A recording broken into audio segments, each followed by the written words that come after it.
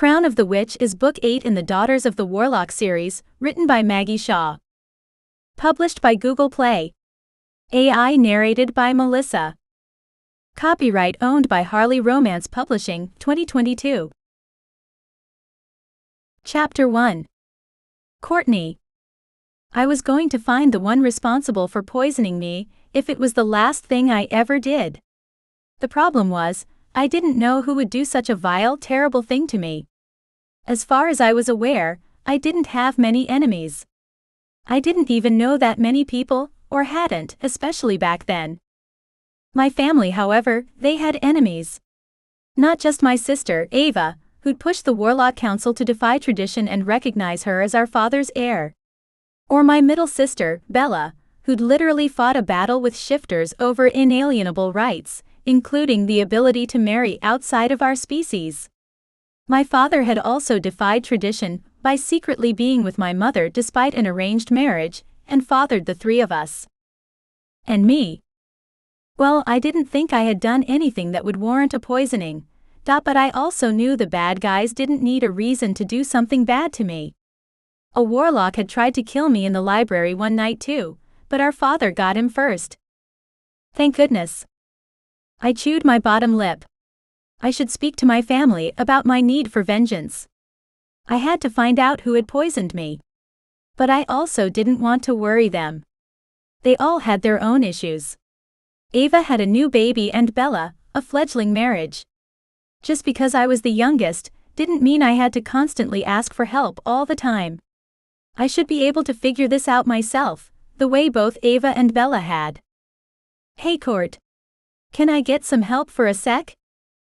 I set down the book Bella had given me to read, on the small table beside me. Coming. I called as I jumped up from the barrel chair, and left the new library Bella had built as part of the extension to their tiny cottage. It was strange, but I found myself visiting here more and more often. I hadn't been much of a reader before Mother passed away. There had always been something else to do, and I'd never been able to sit still. But now I found I enjoyed the solitude.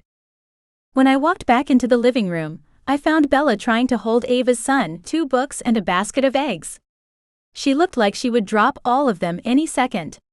How she constantly found herself juggling multiple things at once, I had no idea, but it amused me nonetheless. Can you take him? Bella asked, starting to topple to the side. I raced forward and scooped up the next high warlock of all the realms into my arms with as much ease as I could. I still wasn't terribly familiar with babies, but that didn't make my nephew any less cute. Of course. Come here, beautiful boy. Ava and Tavlor had named their son Matlock after our father, though everyone affectionately called the baby Matty, which seemed to fit him more. He was 3/4 warlock, 1/4 fae, and 100% the most loved baby in the whole world, in my unbiased opinion. A single egg slipped from Bella's basket and cracked on the wooden floor, yellow yolk running between the broken shell. Damn it, Bella muttered under her breath, flicking her hand at the mess and cleaning it up with a single spell. I've got to get a trolley or something. I'm tired of wasting good food. I laughed as I juggled my 6-month-old nephew from hip to hip. He's getting heavy. Aren't you gorgeous? I cooed, eyeing him with affection. My nephew's chubby face split into a huge grin as he grabbed a handful of my red curly hair and yanked hard. Ow! I gasped, surprised at how much it hurt. He chuckled away as though it was the funniest thing he'd ever done. I managed to untangle his chubby little fingers just before Bella came along, scooped him out of my arms, and plonked him in a high chair she'd magicked up for him. Her movements were fluid, natural, and I couldn't help but watch her interact with him. Bella was more maternal than I could ever be, and I couldn't help but wonder if this was a symptom of getting married. She slid him into the high chair, then sat down in front of him with a bowl of some sort of goop. I wrinkled my nose, not envying his meal whatsoever. I crossed my arms over my chest and leaned back against the kitchen counter. So much for minimizing your use of magic around here, huh? I teased. Bella scooped up some of the mixture that looked a little like yogurt or custard, and thrust the spoon into the baby's waiting mouth. Yeah, well, when I have Maddie, magic is necessary. No wonder mother conjured up a whole lot of servants to help her. Babies are hard. The mention of mother had a wave of sadness passing over me. That feeling made me angry, and I pushed against it. Yeah, well, she did have us all on purpose. Well, maybe not Ava. But us, she did. So she definitely made a choice about how much hard she was willing to take on. Bella glanced up at me, her eyes sparkling with humor. Yeah, Ava was the accident. Not us. I think we should remind her of that on occasion. Bella agreeing with me didn't help extinguish the pain in my chest. My mother's choice to have 3 children by herself, in a private realm, was still a decision that I had issues with. It was the main reason why I wasn't sure I could move past the fun aunt phase of my life and transition into potentially being a mother myself. I didn't want to repeat any of my mother's mistakes. I stared at the lovely wooden floor and asked, "Do you think she thought about what sort of danger she was putting us in?" I probably shouldn't have asked the question. It wasn't going to help anything. But I also couldn't stop the words that flowed. I often wondered, what sort of woman would deliberately have children to a man with unlimited enemies? The council and their many arms had tried to kill all 3 of us multiple times. Did mother consider that when she'd chosen to conceive Bella? Then me. Did she realize what the consequences of her actions would be? Did she even realize we'd be affected by them? I wasn't sure we'd ever get an answer. I know she thought about it, Bella responded, then twisted her lips in a thoughtful smile. She must have decided she'd be able to keep us safe. HMPH, yeah. Maybe. And she had. For 21 years she'd hidden Ava. Speaking of family things, sort of, Bella began, Dad was talking about possibly throwing us a joint birthday party since you're turning 21 in a couple of weeks. I wandered over to the small dining table and sat down on one of the wooden seats. Ah yeah. I suppose so. I haven't really thought about it. I'd been thinking about my birthday, of course. 21 was a big deal, especially in a world where that meant I was officially an adult, and the council would want me to join them. Something I'd avoided so far, partly thanks to our cousin Clarissa vouching for my lack of health, and partly because of my age. But in a few weeks I'd turn 21, Bella would turn 22, and Ava would be 23. If only mother could be here to see us. Bella wiped the baby's face and turned towards me. Well, Dad wants to put on a big party, and he's told me to invite everyone. The wolves, the fi. It's gonna be a melting pot of people. I inhaled sharply, the first thought being one of fear and worry. With that many different species at one party, surely a fight would break out? What about the council? Will they be there? The council was made up of only witches and warlocks, all members who thought they were better than everyone else. Each council member was part of one of the old families that had been in power for too long, for too many generations. And they needed to be taken down. Bella shrugged and waved her hand over the table to conjure up a hot pot of tea. Maybe. Though celebrating our existence isn't exactly on the top of their priority list. I nodded, agreeing with her but not wanting to express my thoughts aloud. The council were more likely to put explosives in our birthday cake, rather than actively celebrate Ava, Bella and I. I put a hand to the side of skull. My head was beginning to ache. Is Ava coming to grab the baby soon? Bella poured me a cup of tea, her eyebrows flickering with interest. Why? Do you need to go? I nodded, grabbing the pretty teacup and taking a sip to calm the anxiety rising within me. My head's starting to hurt, but if Ava isn't far away, I'll wait to see her. It had been a few days since I'd seen my eldest sister, and I missed her. Bella opened a tin of cookies covered with icing sugar and pushed them towards me. You're still feeling unwell? I nodded and chomped on a cookie, my usual coping mechanism for the pain. Clarissa's medicines help, but... I shrugged. I didn't want to talk about how shitty I felt all the time. The fatigue and headaches were just another reminder of the fact that the council hated us, and how much they wanted us all dead. I shook myself. Focus. So, Ava, Won't be back for a few hours. Bella finished for me. She even pumped some breast milk so I could feed Maddie and put him down for a nap. A wave of nausea passed over me and I gulped at the tea, forcing the feeling down. I might get going then. You can lie down here, Bella said, jumping to her feet as I staggered to the door. I shook my head. No. I need quiet, and I love our nephew, but he's not quiet, Bella agreed, scooping up the gurgling baby and holding him on her hip. I took a moment to absorb the image my bookworm sister made in front of me. Bella was married, glowing, and had a baby on her hip.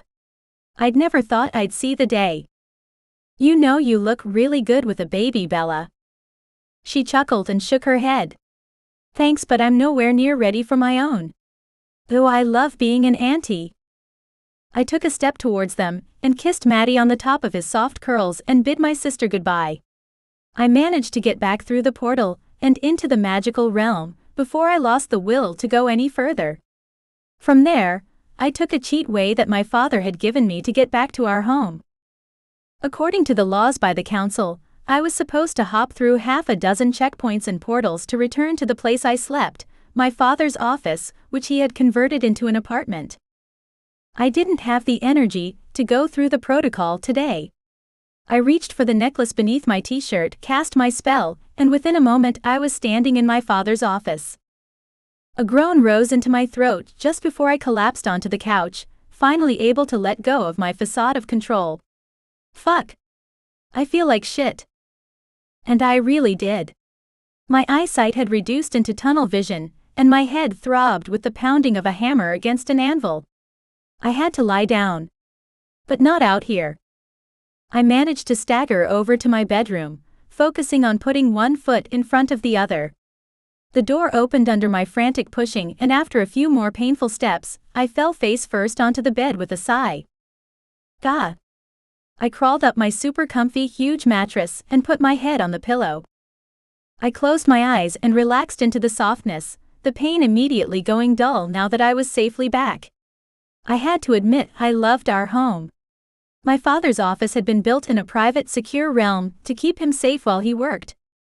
When his arranged marriage had fallen apart, he built a bedroom and a bathroom onto the office so that he could sleep there. When Ava had found him and had needed somewhere safe to sleep, he'd extended the office and created her a bedroom as well.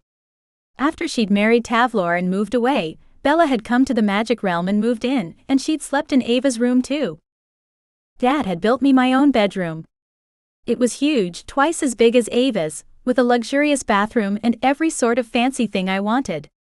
It had made me feel special and spoiled after the attack on my life. That attack, where a hot guy at the local bar had poisoned me, still had me reeling. Case in point. I rolled onto my side, tucked my hand under my head and tried to sleep. Clarissa, our cousin who'd been helping me since I'd first been poisoned, told me sleep was key in my recovery.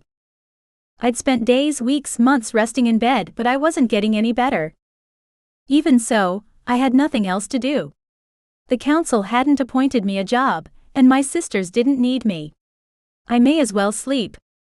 Pathetic, really. I'd grown up being the fiery one. The flame-haired hellion that my mother always said would become the most powerful of the three of us. But she'd been wrong. I wasn't strong. I was the useless sister. Now and forever. I woke up to the sounds of bumping and movement in the living room. Dad. Is that you? It had to be. Who else would come here? When Dad didn't answer or come to see me, I pushed myself to sit up and stretched my arms above my head. Another strange bump sounded, and this one made me hop to my feet and walk to the door. That wasn't my father. I wasn't sure how I knew, but I could tell. The noises were wrong. I drew what little magic I had nowadays into my body and got ready to defend our home as it was. I still had my belly tattoo, the one Bella had branded with me years ago. It would protect me from a single death shot, and that in itself made me feel stronger. But it didn't stop my heart from thumping in my chest and making adrenaline zing around my veins. I reached for the doorknob, grabbed the chrome handle and threw the door open. The woman I saw on the other side froze in shock, and she was the last person I wanted to see. Chapter 2. What are you doing here? I demanded of the High Witch, or whatever the hell they called my father's wife. I would have preferred to call her High Bitch. But since I wasn't prone to starting shit, only finishing it, I knew I needed to hold back or else I would be blamed for whatever happened between us. Stepmother dearest. I sneered at her, not bothering to hide the true nature of my feelings towards her. I knew her original position had granted her certain levels of respect, but since she'd been sent to a prison for trying to kill Ava, I thought she was locked up. Chastity or Charity, or whatever her name was, stood sleekly from her crouched position on the floor. She'd obviously been looking for something, the area around her littered with books and furniture she'd moved in her search. There was no other reason she'd be on the floor on purpose. Hell, she probably paid someone to do her floor searches for her, though where that person currently was, I had no idea. My eyes flickered up and down her person, narrowing slightly at the heels and jewelry. She was still a good-looking woman, with high cheekbones, big eyes and stunningly expensive clothes. So much for prison, huh? But the aura around her resembled a black cloud.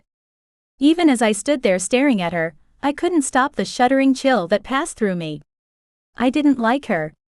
There was something inside of her that I couldn't fathom, couldn't understand. It made me shift with discomfort. She was the Ice Queen. Evil to the core.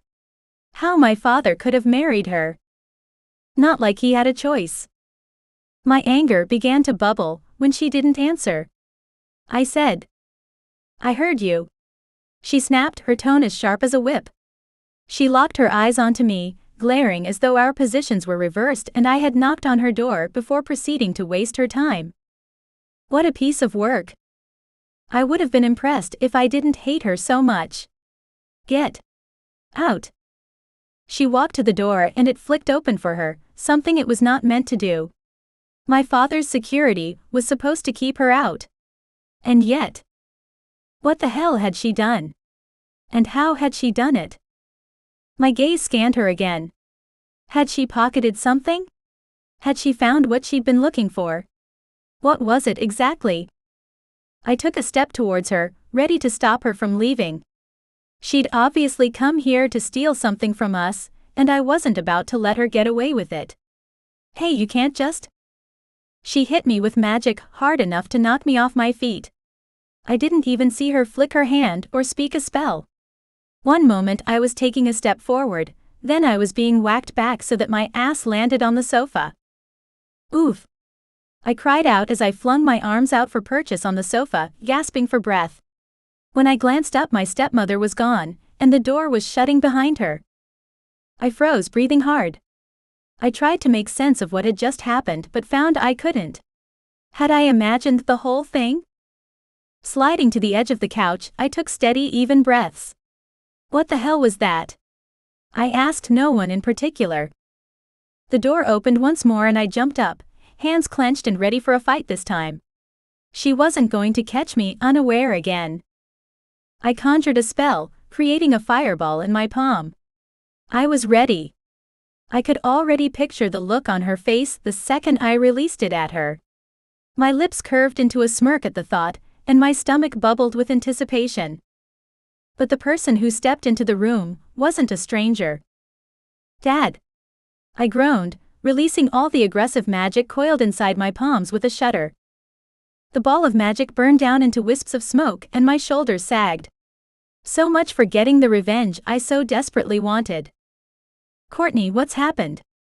Dad shrugged out of his long black coat and set his large bag down on the sofa. He eyed me with mild curiosity mixed with concern. I began to recognize the look as belonging to me, and me alone. You're... I was shaking now, still angry, but the adrenaline was quickly leaching from my system, turning me into an utter mess. I raked my fingers through my hair, trying to get a hold of my senses. I don't. Oh, sweetheart. My father conjured a fluffy purple blanket and came over to wrap it around me. His hands lingered on my shoulders in a comforting manner, and I felt myself sag into the paternal affection he offered. Sit down and tell me what's happened. I took a few careful steps towards the couch, then with trembling hands managed to grab hold of the armrest, then collapse onto the cushions. I didn't understand why I was responding this way.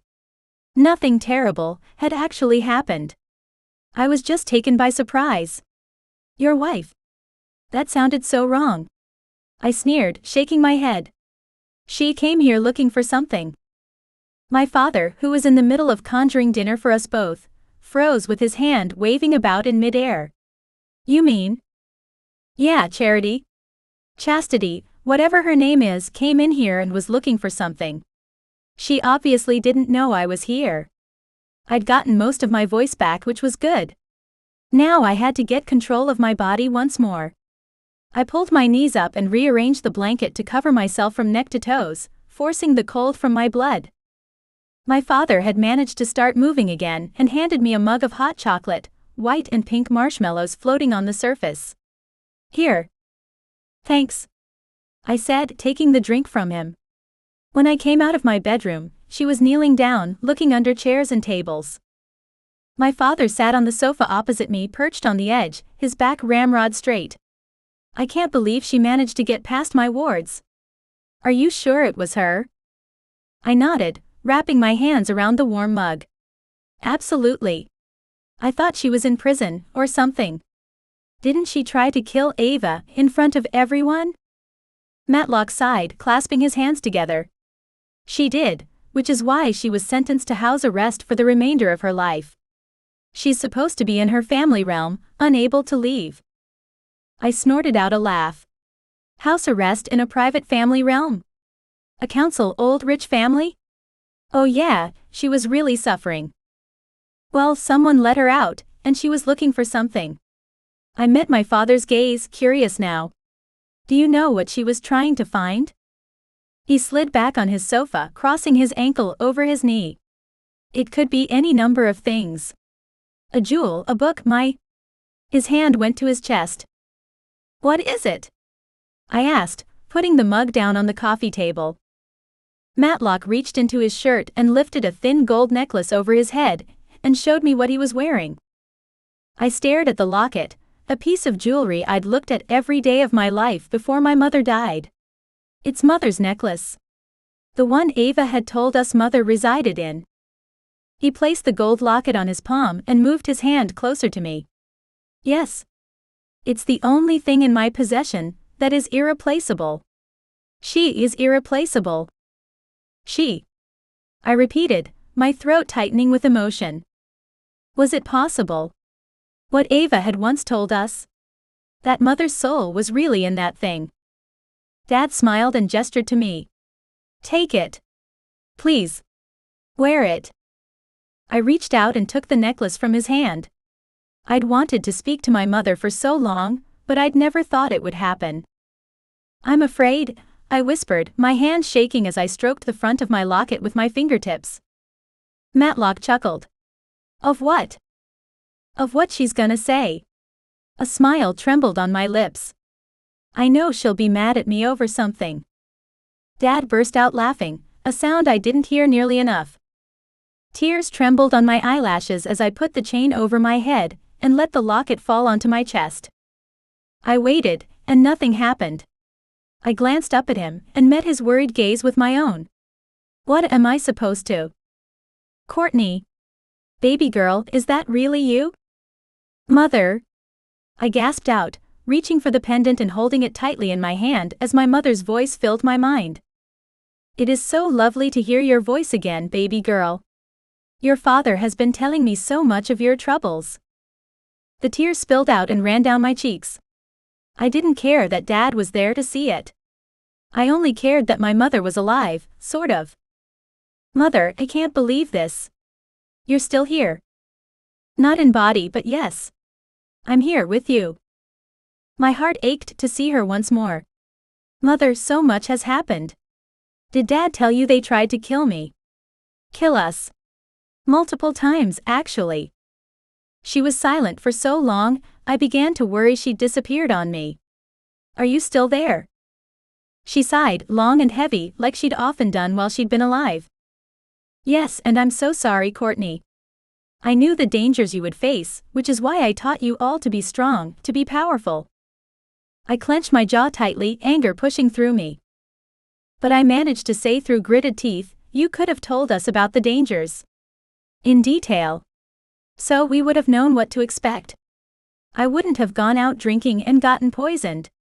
Ava wouldn't have gone in search of Dad." My mother's soft laugh stopped me. I begged Ava not to try to find him, and you? Well, you're not meant to be tamed, my beautiful girl. You were always going to walk your path, however you decide. Nothing I could have said would have stopped you. I tightened my jaw once more and this time managed to bite my tongue. She was probably right, though I hated hearing it. "How are you feeling, Courtney? Your father tells me you've been unwell for some time now." I glanced over at Dad, who shrugged like he hadn't had a choice in what he told her. I'm not well, Mother. The poison has never truly left my system. Bella, Oliver and Clarissa saved my life, but I'm not as I was. I'm so sorry, Courtney. I'm sorry I'm not there. I'm sorry the council have treated you so poorly. You know they need to be stopped, I said aloud. A little too loudly, probably. Oh yes, well, I mean it, I said, pushing the blanket off me now that I'd warmed up. The council have no right to hold on to the power they hoard. They treat the shifters like shit. They tried to kill Ava just because she was Dad's heir. They're wrong. And they must be stopped. My father didn't say anything, but got up and began conjuring spells, finishing the dinner he'd begun to prepare when he'd first arrived. What you say is true. My mother's voice inside my head was barely a whisper. But to say such things is treason. I snorted. Mother, I am one of the High Warlock's heirs. I will sit on the council along with my sisters, and we are going to change things. We've already begun. Oh, Courtney. How I wish I could be there to see you grow into the young woman you are becoming. I knew my daughters would change the world.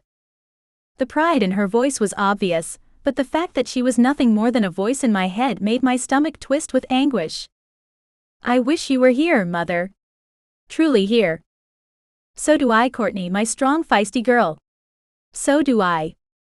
I glanced at my father. Do you ever regret having us, Mother? Never, came the fierce reply inside my mind. I never regretted having you, nor sacrificing my magic and my life to keep you safe. You are my whole world. My heart. My pride and joy. I laughed through the tears that clogged my throat. You never said such things to us when you were alive. I was a fool. I wanted you to be tough, resilient women. I knew the day would come when my magic would fail, and you'd need to survive without me. I nodded, gulping down the hot tears that rose. But I needed to hear those words, Mother. Oh baby, I'm sorry. You were always my whole world. Then. Now. Forever.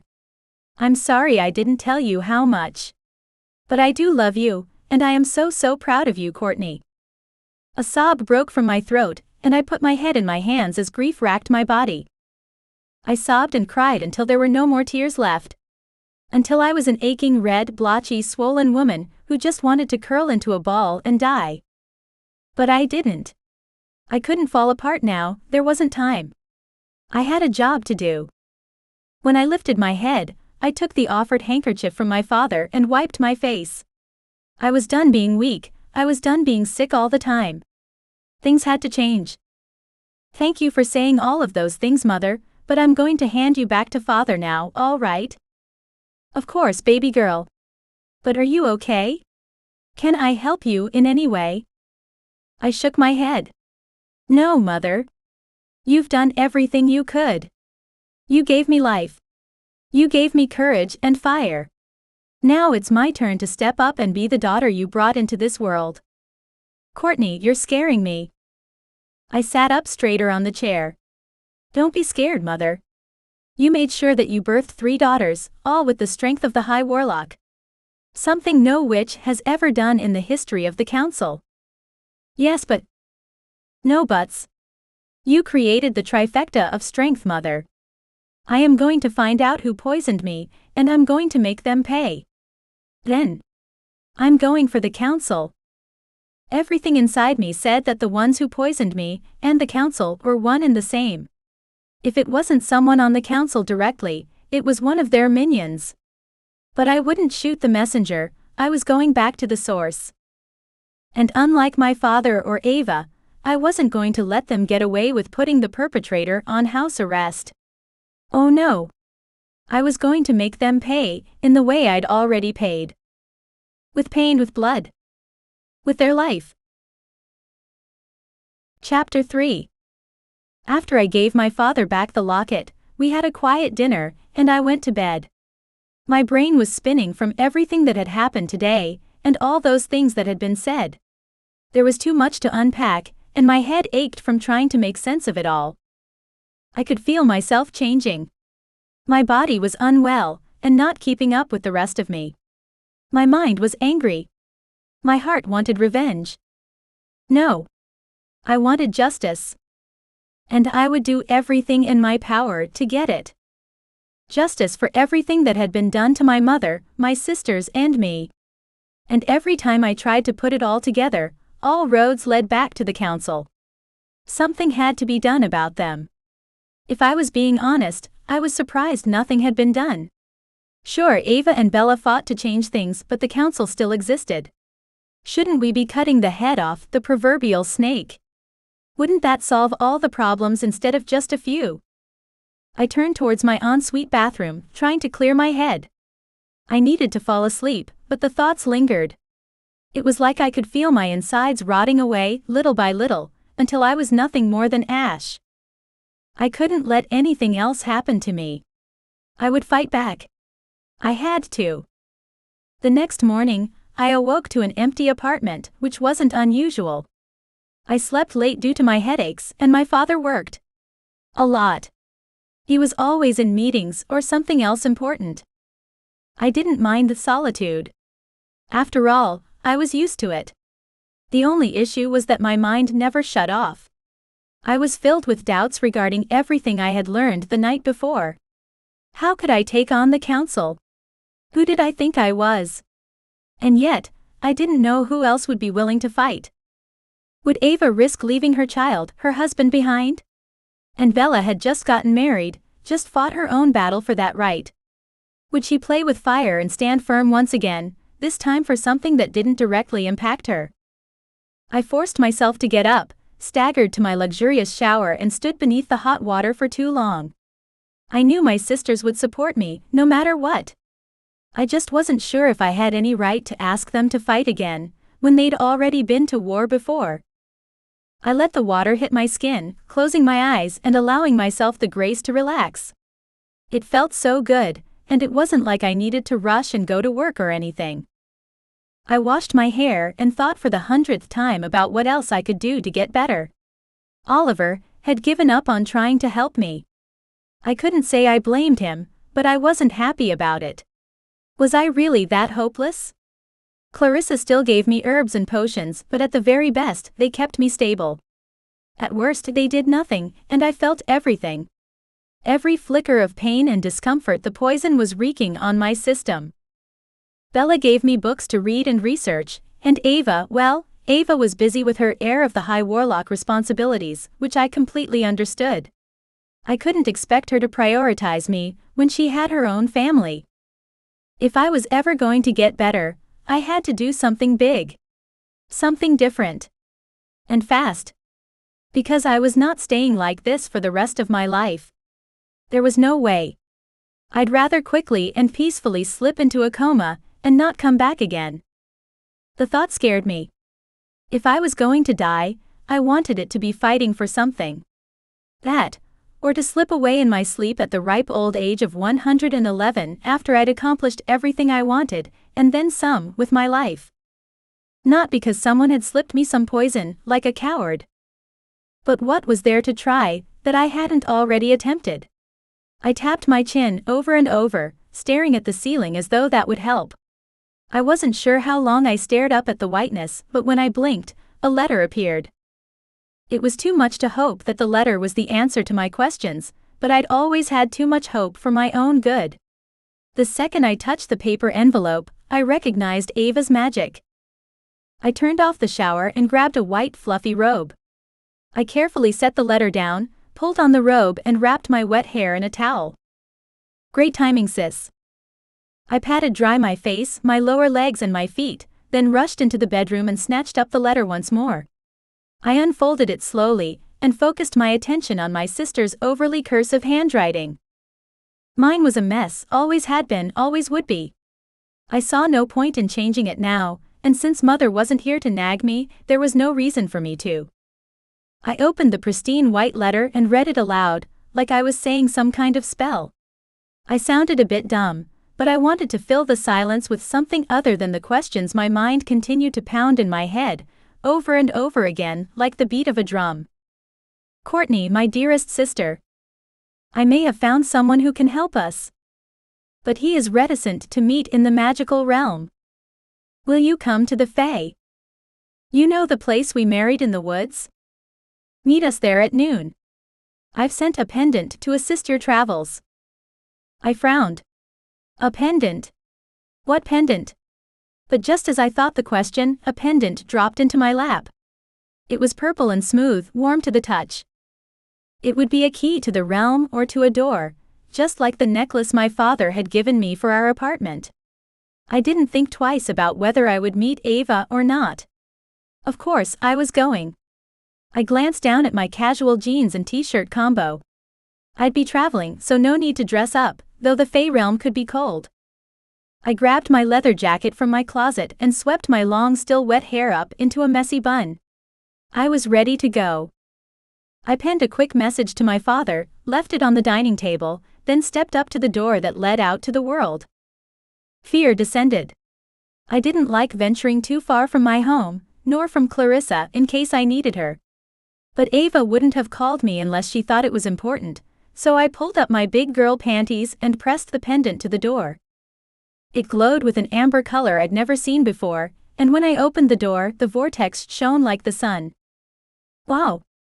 I conjured a pair of sunglasses, slid them on and pocketed the purple pendant. With my heart beating faster than it should, I took a step into the portal. Coldness caressed my skin, passing over me like a chill wind. I pushed through it, holding my breath as I took a step forward. The cold was replaced quickly by warmth rushing over me as I walked into the Fae realm. Everything was so different, to the magical realm. There was grass beneath my boots and trees all around me. The sun shone above my head and a small bird whistled on a branch nearby. I pulled in a deep breath, then exhaled in a long sigh. There was something so innately calming and peaceful about this place. I could feel the magic, as Ava had once explained to me. It was in everything. The earth, the trees. Even the wind seemed to carry with it a secret or two. Courtney. Ava's voice in the stillness made me jump. Even though I had an immediate jolt to my nervous system, my big sister's figure up ahead made me smile. I began to run towards her, throwing myself into her waiting arms as she laughed and hugged me tightly. Oh my God, I've missed you. It had only been a few weeks since I'd seen her, but as the tears sprung to my eyes, I realized it felt much longer. Me too. When she pulled back, I let her go, blinking rapidly. So, I said, coughing to clear my throat. What have you found? Ava's eyes lit up as she leaned forward and whispered, a shadow. Not the response I'd expected. A what? She wasn't making any sense now. Ava tucked her hand into the crook of my elbow, twisted around so that she was standing beside me, then gently started tugging at me. I did as she silently requested, strolling alongside her as we headed up towards the Fae village. Do you remember Bella telling us about getting attacked? Ava asked. Which time? I replied dryly, barely resisting the desire to roll my eyes. Bella had been attacked by the council so many times, I couldn't even guess which one Ava meant. Ava groaned with frustration and squeezed my arm. You know.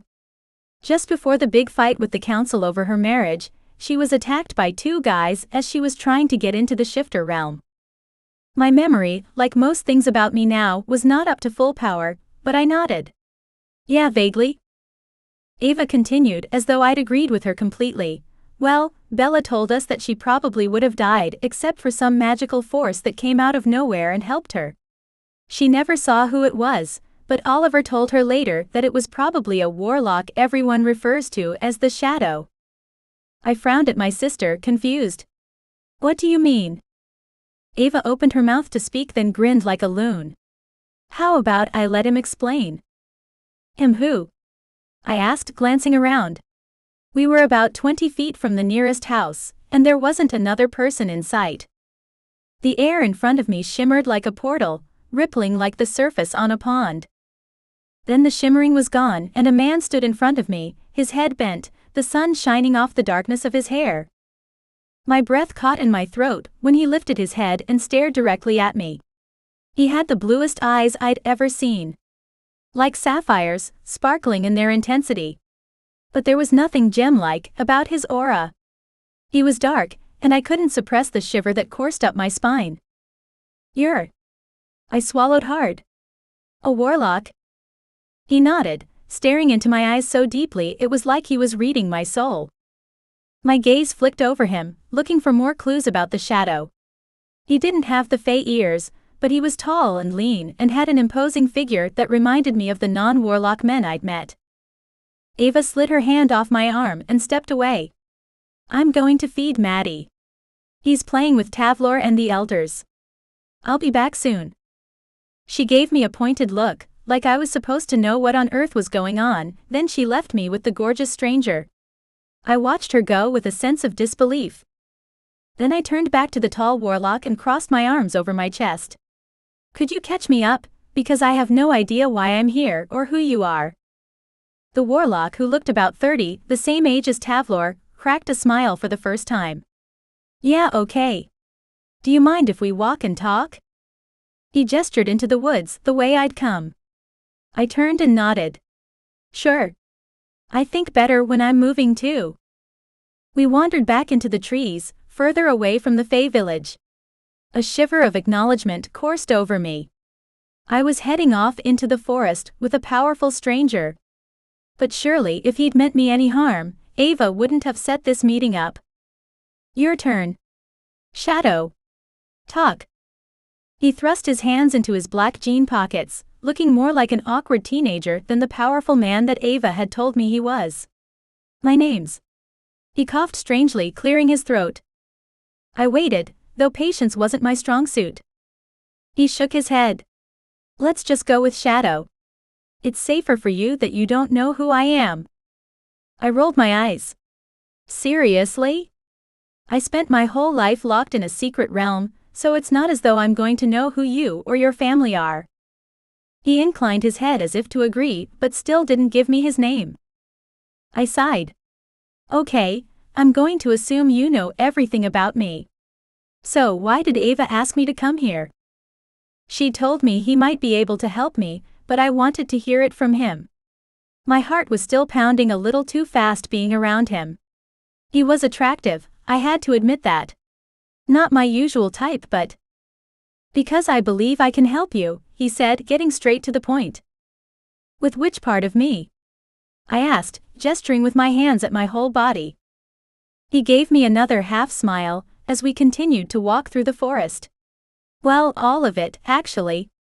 I know you were poisoned in the human realm, and you still suffer from symptoms. I pressed my lips together, struggling not to actively groan in frustration. I was a private person and didn't like the fact that complete strangers knew such intimate things about me. Yes, I do. It was Shadow's turn to sigh. There's no easy way to say this, so I'm just going to spit it out. I nodded and waited, but he didn't seem to be in a hurry. We'd reached a darker part of the forest, with a heavy canopy of trees. Should we sit? He asked, waving his hand towards a cleared mossy area and conjuring up 2 bench seats. Impressive. I shrugged. Sure. Then I sat down. My legs thanked me as the pain that was trickling through my muscles had ramped up a notch.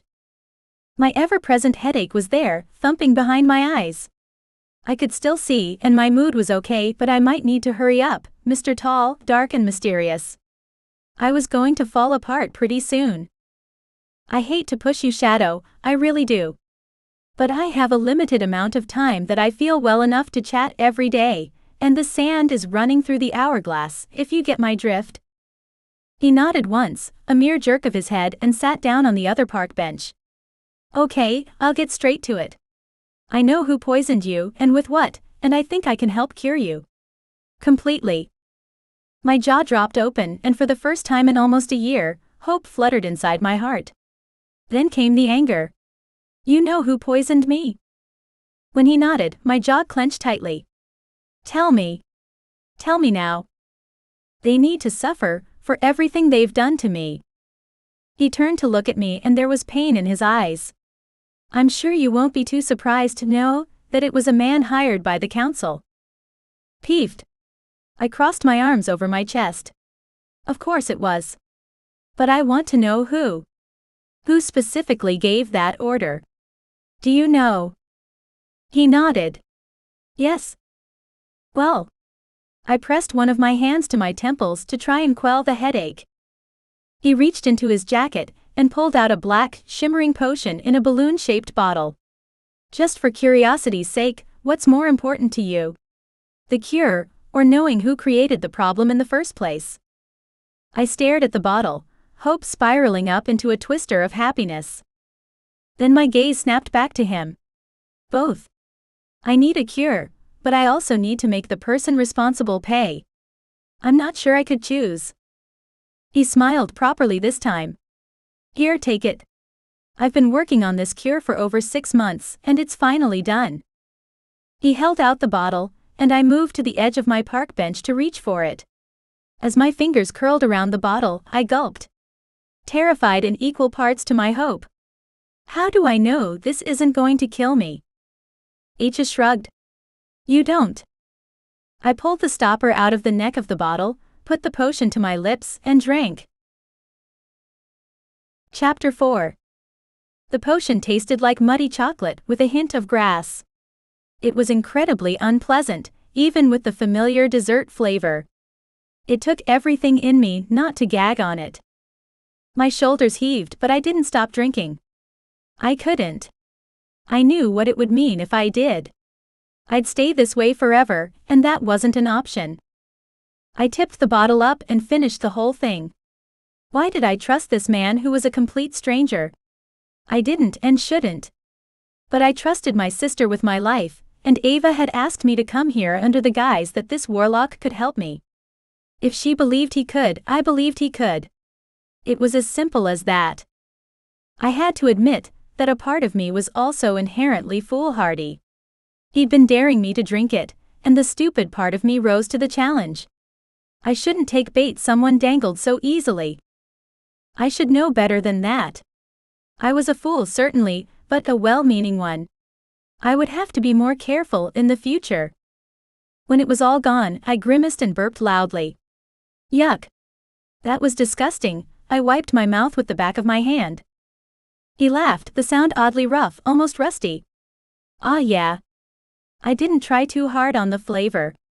He shrugged like he didn't particularly care how he came across. I met his gaze as I handed him back the empty potion bottle. "Did you really spend half a year working on a cure?" It was tempting to goad him, but if this thing really worked, I might be able to forgive his asshole tendencies. He nodded, his eyes solemn. "For me?" I asked again, though I didn't understand why I cared so much about the answer. "I shouldn't." He nodded again. That didn't make any sense, not with the information I currently had. I stared at him, then narrowed my eyes. There was something about him that was vaguely familiar, something that kept bothering me the more I looked at him. I couldn't explain it. "You said you know who poisoned me that night." It was a guy. I was dancing with him. I waited a heartbeat of silence, then asked, "Do you know him?" His eyes shadowed with pain, and even though the answer suddenly seemed so obvious, I couldn't believe it. My breath escaped me. It was like I'd been punched in the gut. "No way." I hissed out, not wanting to believe that the man before me was the villain in my story. The man I'd thought about, obsessed over, hated with every ounce of my being, for over a year now. How? Why? There were more questions and fewer answers. None of it made any sense. I wasn't sure it was ever going to. I didn't even know if the man in front of me was going to be honest, either. But he had blonde hair, I'm sure of it. I blinked, trying to remember, trying to rack my brain for the vision of him. Ironic, I was suddenly at a loss for his image even though he'd haunted me for a year now. I didn't understand how the mind worked at all. My memories of that night were fuzzy, but it couldn't have been him. It couldn't. Ava surely wouldn't have told me to trust him, brought me here to face him if he was the bad guy. No.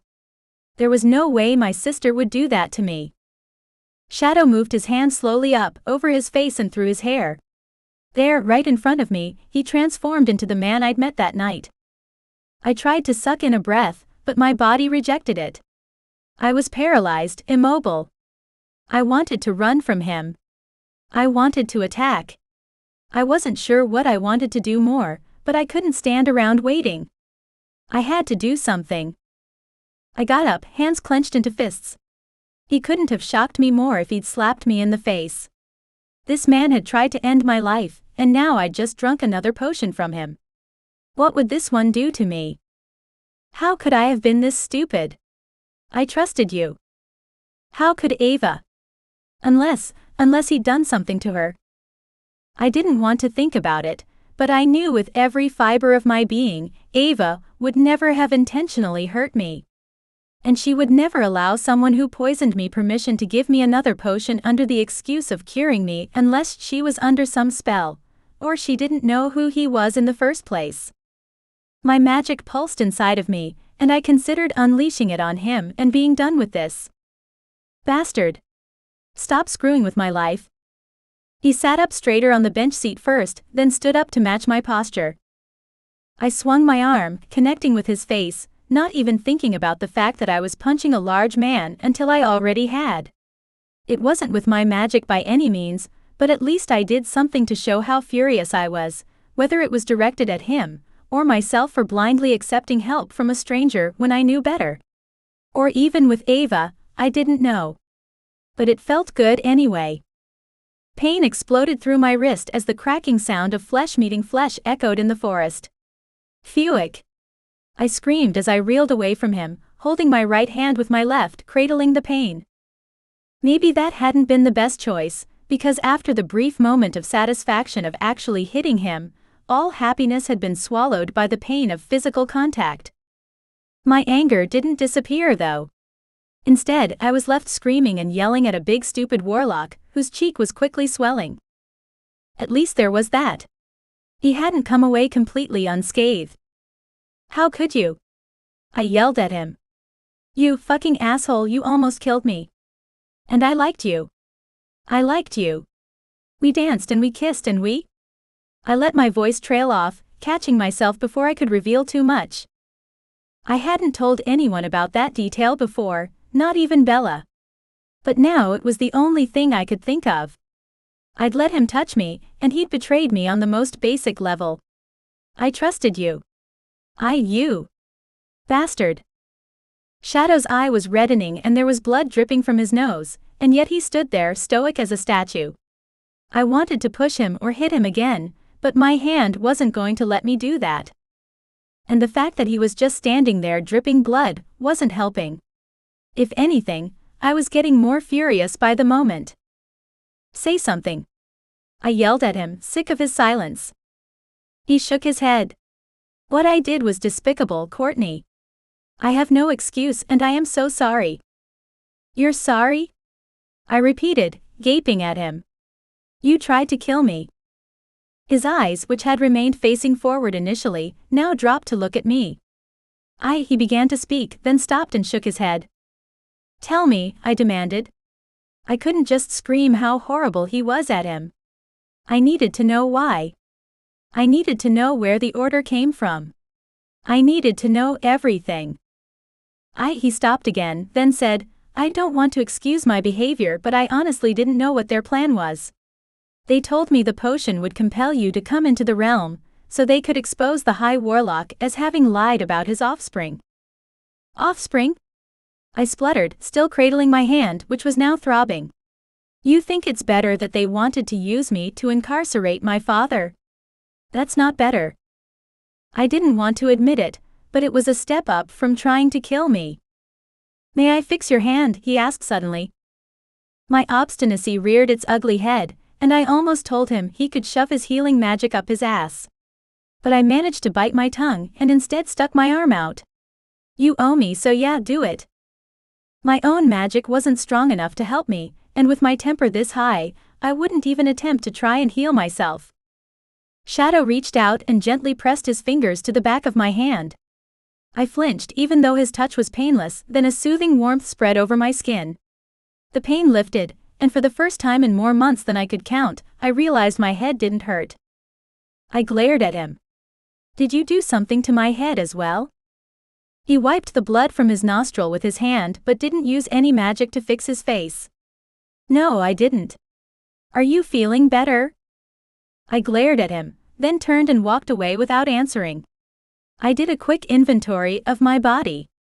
My everyday body aches were gone. My head was clear, except of course for the anger still zinging through my blood. But as it began to sink in that I felt better than I had in over a year, it became harder to cling to my fury. Whatever he'd given me was working. I sat back down on the park bench and conjured up a glass of ice-cold lemonade for myself and took a sip. No headache. No tunnel vision. No massive mood swing, though that was a tough call to make since my gut was still churning with anger towards Shadow. I stared up at him where he still stood nearby. Tell me your name. Now. He owed me so big. I felt like I could ask him for the world at this moment, and it still wouldn't make up for what he'd taken from me. It's Harry, he said, quiet as a mouse. Harry Trentham. I stared at him, waiting for the penny to drop. I don't know why that would be, what? Offensive to me. Why had he worried so much about not telling me his real name? He nodded once, an odd jerk of his head. My parents are on the council. I shot to my feet once more, amazed at how easy and pain-free that movement now was. What do you mean? My family are part of the original council members, alongside your family. I gaped at him. So they were, what? Grooming you to be the next evil warlock? He pressed his lips into a thin line. Oh, I'd hit a nerve there. Then he lifted his chin and said, my parents have not been easy on me. I've spent my life trying to please them, and when they asked me to do a horrible thing to a girl I didn't know, I agreed. He paused for effect, which made his words sink in. I crossed my arms over my chest. Damn it. Now I'm feeling sorry for him. Yeah, I get that.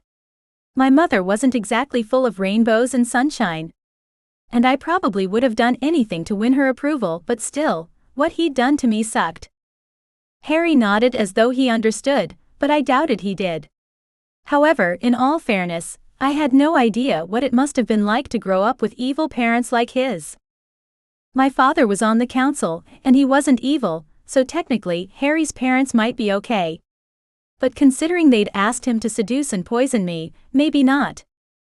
So, you're telling me that your parents lied to you about what that potion was for? Yes, they did. But I found out through a friend what had really happened to you after you'd left that night, and I. It was his turn to appear angry, his lips twisted and his eyes flashing. You what? I went to my parents and demanded they tell me the truth. His hands tightened into fists at his sides.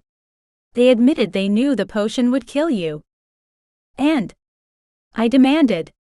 What else happened? I walked away, he said, his tone flat and cold. Oh, tough guy. Wow. You walked away. I shook my head, amazed at how disappointed I was at the climax of the story. Wow. You tried to kill me and you walked away. I went to turn away and walk back to Ava, but he stopped me, reaching out and grabbing my arm. You misunderstand me. I tugged my arm out of his grip and stared up at him. Really? Enlighten me. He inhaled deeply, his nostrils flaring before finally saying, I walked away, Courtney. From my family, from the council, from my home. From everything I've ever known. His words gripped my heart and held on tight. What do you mean? I mean, what happened that night was the turning point of my whole life. From the moment I found out what they'd made me do, I walked away and became the shadow. I help those who need me, and if you want me to help you take down the council, I'm in. Chapter 5. I gaped at him. Had he just told me that I was the linchpin that had exploded his life? What did that even mean? Was it supposed to be a compliment? An insult? What? Ugh. He moved away, running a hand through his hair and groaning loudly. I didn't want to tell you that. I don't want you to feel sorry for me, or think I'm trying to gain your sympathy. But you deserve the truth. I clasped my hands together so I didn't punch him again, even though the thought of doing just that was more tempting than I expected it to be. You just blamed me for your whole life imploding. God, no. He rushed back over to me, clasping my hands with his. He shook his head adamantly, his eyes wide, like he was trying to find the right words to say whatever it was he wanted to say. Despite the turmoil of emotion steamrolling through me, I'd be lying if I didn't admit that his touch sparked unwanted warmth in my belly. I clenched my teeth, trying to ignore it. I didn't want to feel anything for him, especially not warmth in any way. You opened my eyes, he declared, his tone urgent, as though that explained everything. I'd known there was something wrong with the council, with my life, but it wasn't until that day that everything clicked into place. Because of you. Don't you understand? No, I didn't. But you left your home, everything you've ever known, I reminded him. And now I fight for a cause. His lips curved into a smile so genuine, I found my knees weakening. Would it be too much to hope that he was telling the truth? I help people. I finally have purpose, Courtney. Even if I don't have the family I was born to, I know I'm doing what I should be doing. I know what I'm doing is right. I gently tugged my hands out of his and took a step back. I needed space. I needed to wrap my head around what he was saying, and his touch was too distracting. You're fighting in the shadows, I pointed out. He nodded. Yes. Why? That was what didn't make sense to me. That was what I needed more of an explanation about. He tilted his head to the side. What do you mean? It seemed he didn't comprehend why I didn't understand. I mean, you're fighting in the shadows. You helped my sister, saved her life actually, but didn't wait for recognition or thanks. I cocked my head to the side, crossing my arms over my chest and pursing my lips together. What was his game exactly? Everyone wanted credit for things, especially good deeds. So why didn't he? I wasn't sure if it was noble or cowardly. Was he protecting his parents? Was that the reason he didn't want anyone to know who he was? Would there be repercussions for his parents when the council found out that their lost boy was the shadow? Thoughts swam into my mind and out, each possibility something that made sense but didn't exactly feel right. I wished he would spell it out for me, so I didn't have to guess. He lifted his chin, and I saw the proud Warlock in that move. I don't need thanks, he said firmly, as though even suggesting he did was an affront to who he was as a person. I need to be useful. I need to. He stopped, and it was like someone whispered the next words into my ear. I need to make up for what I did to you. I uncrossed my fingers and slammed my hands down onto my hips, my temper flaring high. He thought he could make that up. Like it would be that easy. Had he even considered what I went through that day, what I continued to go through every damn night? I will never forgive you for what you did to me, Harry, I told him. I could hear the vitriol in my tone, could feel my cheeks pinch with my anger. If I wasn't careful, I would combust. Never. If it wasn't for my sister, who is too brilliant for words, I'd be dead. That potion was fucking toxic as hell. I don't think you've considered what it did to me. What it would still be doing to me, if it wasn't for my sister. He paled. I know, he admitted, his eyes on the floor. Strange. I expected more of a fight for him, instead of quick compliance. But I'm still going to try. Great. So I had a slave who owed me. Someone who wanted to help, out of a sense of obligation. Why wasn't that as appealing as it sounded? I sneered with disgust, shaking my head again before I dropped my arms back to my sides. Okay, fine. There was nothing more to say. I couldn't stand here and listen to his nonsense any longer. I didn't want to have a conversation with him at all. Let's get back to my sister. I want to see my nephew. I stomped off from him, back towards town without waiting for him to respond in any way. Harry followed silently behind me. I rolled my eyes and bit down on my bottom lip to keep from saying anything, though I wanted to tell him to go away. I wasn't in the mood to deal with his presence. I just wanted to be alone. When we reached the Phi town, people were working and talking as they always did. The Phi were a gentle yet fierce race of people who took pride in who they were.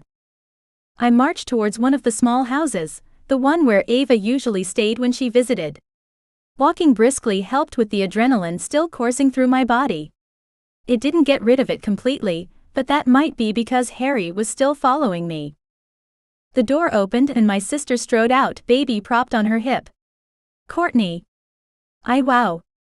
Ava stopped and stared at me. I got within a few feet of her and stopped.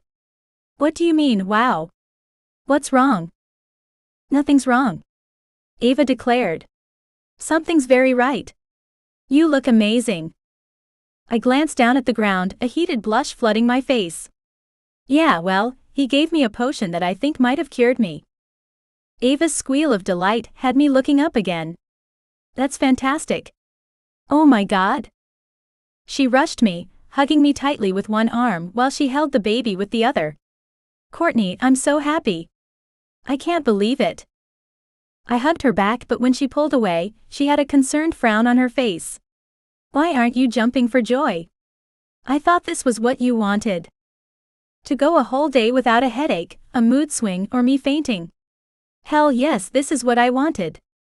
Getting better had been my focus for so long, it was still surreal to think it had actually happened. But he told me a lot of other things that have me feeling less than grateful for his help. I glanced towards Harry, the shadow, conscious of not using his name, then gave Ava a quick rundown on what he'd told me. At the end of my story, Ava's blue eyes were on angry fire. She turned towards Harry. You were the one who poisoned her. He nodded. Yes. It was me. Ava didn't attack him like I expected, but she lifted her chin and asked a pointed question. Who gave you the order? Tavlor walked out of the cabin, going straight for Ava and taking Maddie in his arms. Everything okay here? Ava crossed her arms over her chest and flicked her long blonde hair over her shoulder. No, not really. But we'll get there. She continued to stare at Harry. Answer the question. My parents asked me to give Courtney the potion. I expected Ava to ask who his parents were, but instead she fired straight back. And who asked them to? Surely, they weren't the masterminds behind the whole thing? Harry's gaze shifted to mine, then snapped back to Ava. Well, no. They were just following orders too. I shoved him in the side. You didn't tell me this part. I was going to, he replied. But we got waylaid by other conversation. Then answer the question, Ava repeated, her tone bossy now. Who was the one who wanted my sister dead? Who had the power and the knowledge to find her, and send you to poison her? Harry looked from Ava to me, then back again. I could tell he wanted to tell us, and when he finally did, another piece of the puzzle fell into place. It was Charity, the High Warlock's wife. She was the one who had hunters out looking for Bella and Courtney, and it was she who gave the order. Chapter 6. Fury poured through me like smoldering hot lava. The fact that smoke wasn't currently shooting out of my ears was nothing short of a miracle. Of all the people in the universe, the person who'd signed my death warrant had to be her. There was only one villain in our story, and it had always been the same woman. Why hadn't I seen this sooner? Why hadn't I put it together before now? It should have been so obvious. My gaze shot toward Ava, and saw the same feelings mirrored back at me in her violet blue eyes. Her teeth were clenched together so tightly, her jaw popped. brows furrowed heavily over those steely eyes. "Can you fucking believe it?" Ava said, throwing her hands up in the air. I laughed at her theatrics because what other response was there? It was as ridiculous as it was infuriating. There was no other way to describe it, no other way for me to respond. "Of course I can believe it," I said. "She tried to kill you multiple times and failed. It makes sense that she tried to kill me too." Did that mean she was behind the failed assassination attempt at the library as well? Wouldn't surprise me if she was.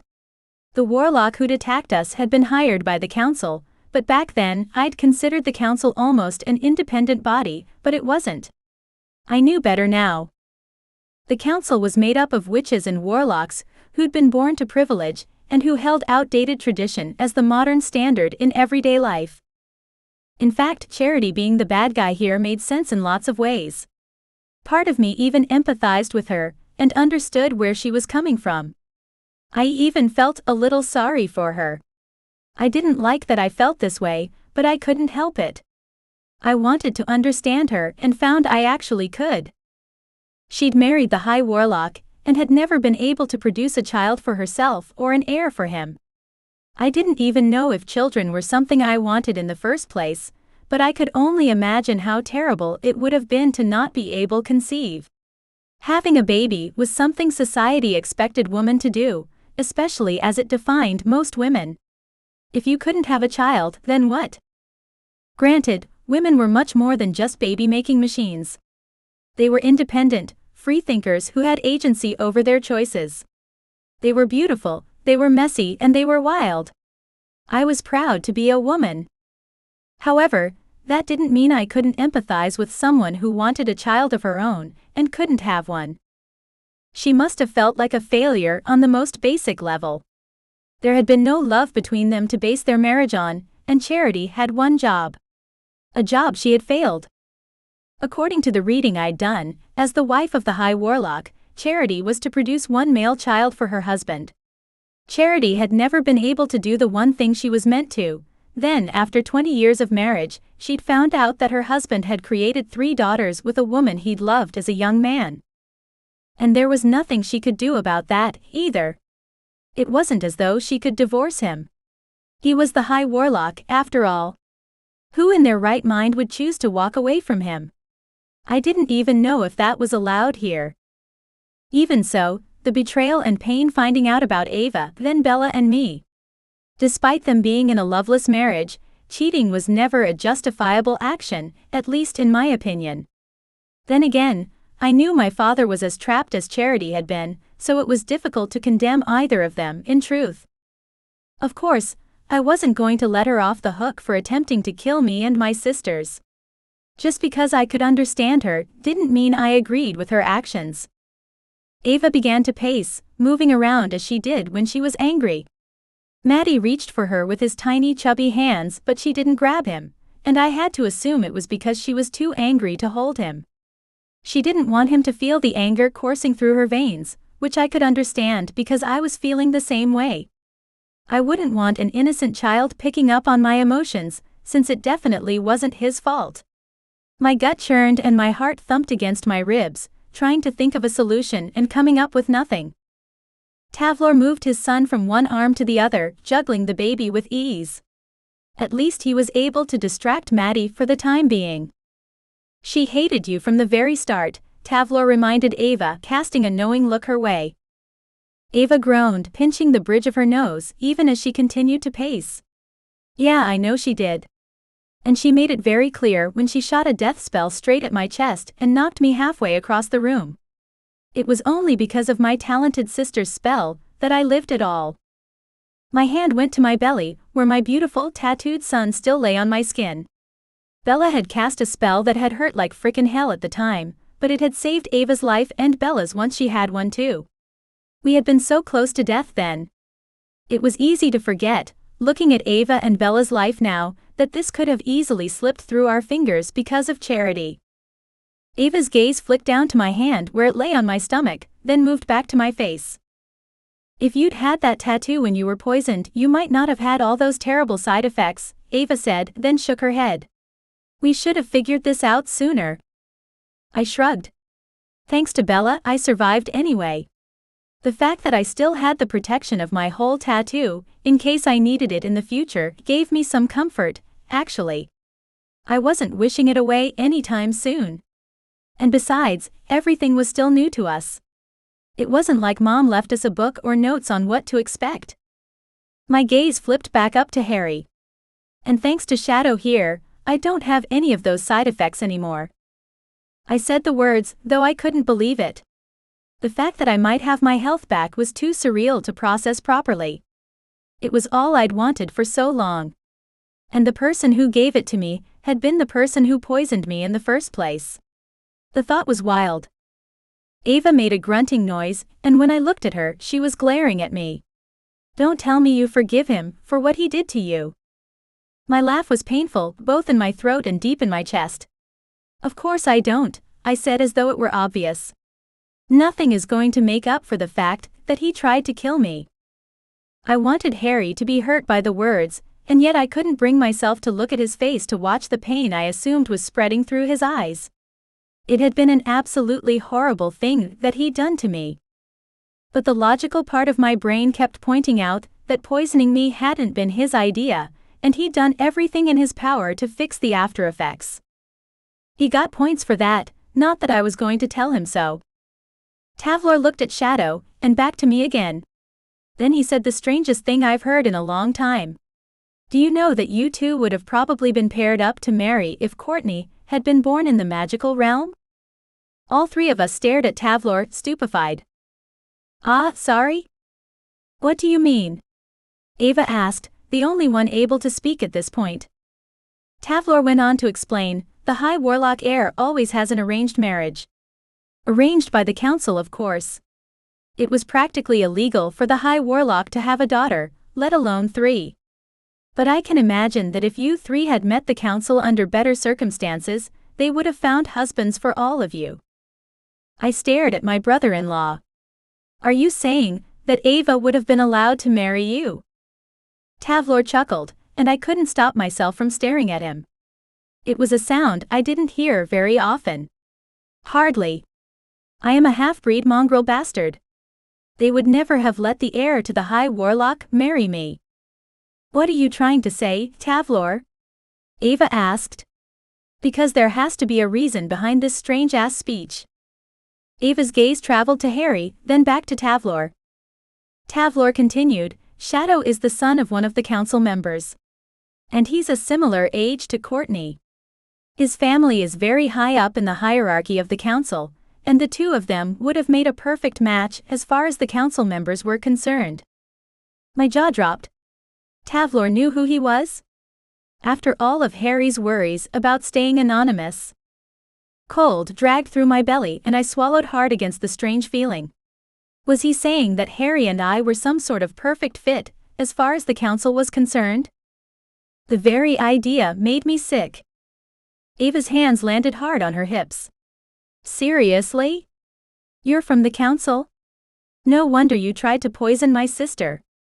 Harry was staring at Tavlor in disbelief.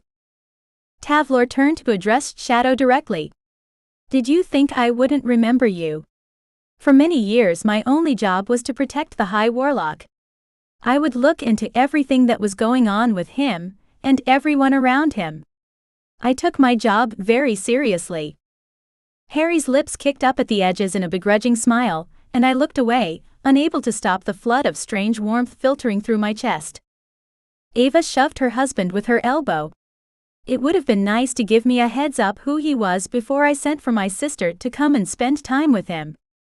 Tavlor didn't respond to her push but simply said, I was pretty sure that he didn't mean Courtney any harm, and I didn't want to say anything until I knew I was right. Despite the fact that I was in the beautiful, natural, quiet Fey realm, I was beginning to feel overwhelmed. My chest was tight, and anxiety was making me shift from foot to foot. This is getting too much for me. And although my headache was no longer there, I still didn't feel like my old self. Not yet anyway. It was great to see you guys, but I think I need to get back home. Harry turned towards me with a concerned frown on his face. Are you still feeling unwell? I shook my head. Not exactly, but it's been a long time since I had this much excitement. Understatement of the century. I'll walk you back, Harry said. I might need to use some of my concealment magic so people don't see me around the council building, but I'll take you as far as I can. Harry turned as though he was going to head back along the path, but I grabbed his arm to stop him. No, thank you. I don't need an escort. I have access to my dad's office. I can go straight from here. Tavlor stepped closer to me, his dark eyes narrowing at me as though I'd said something wrong. What do you mean? Don't you have to jump through the portals like everyone else? My stomach twisted from his tone, because he obviously didn't approve of what I was about to say to him.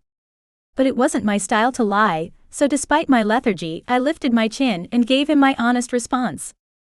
I shook my head. No, I don't have to. Dad gave me access to a magical shortcut.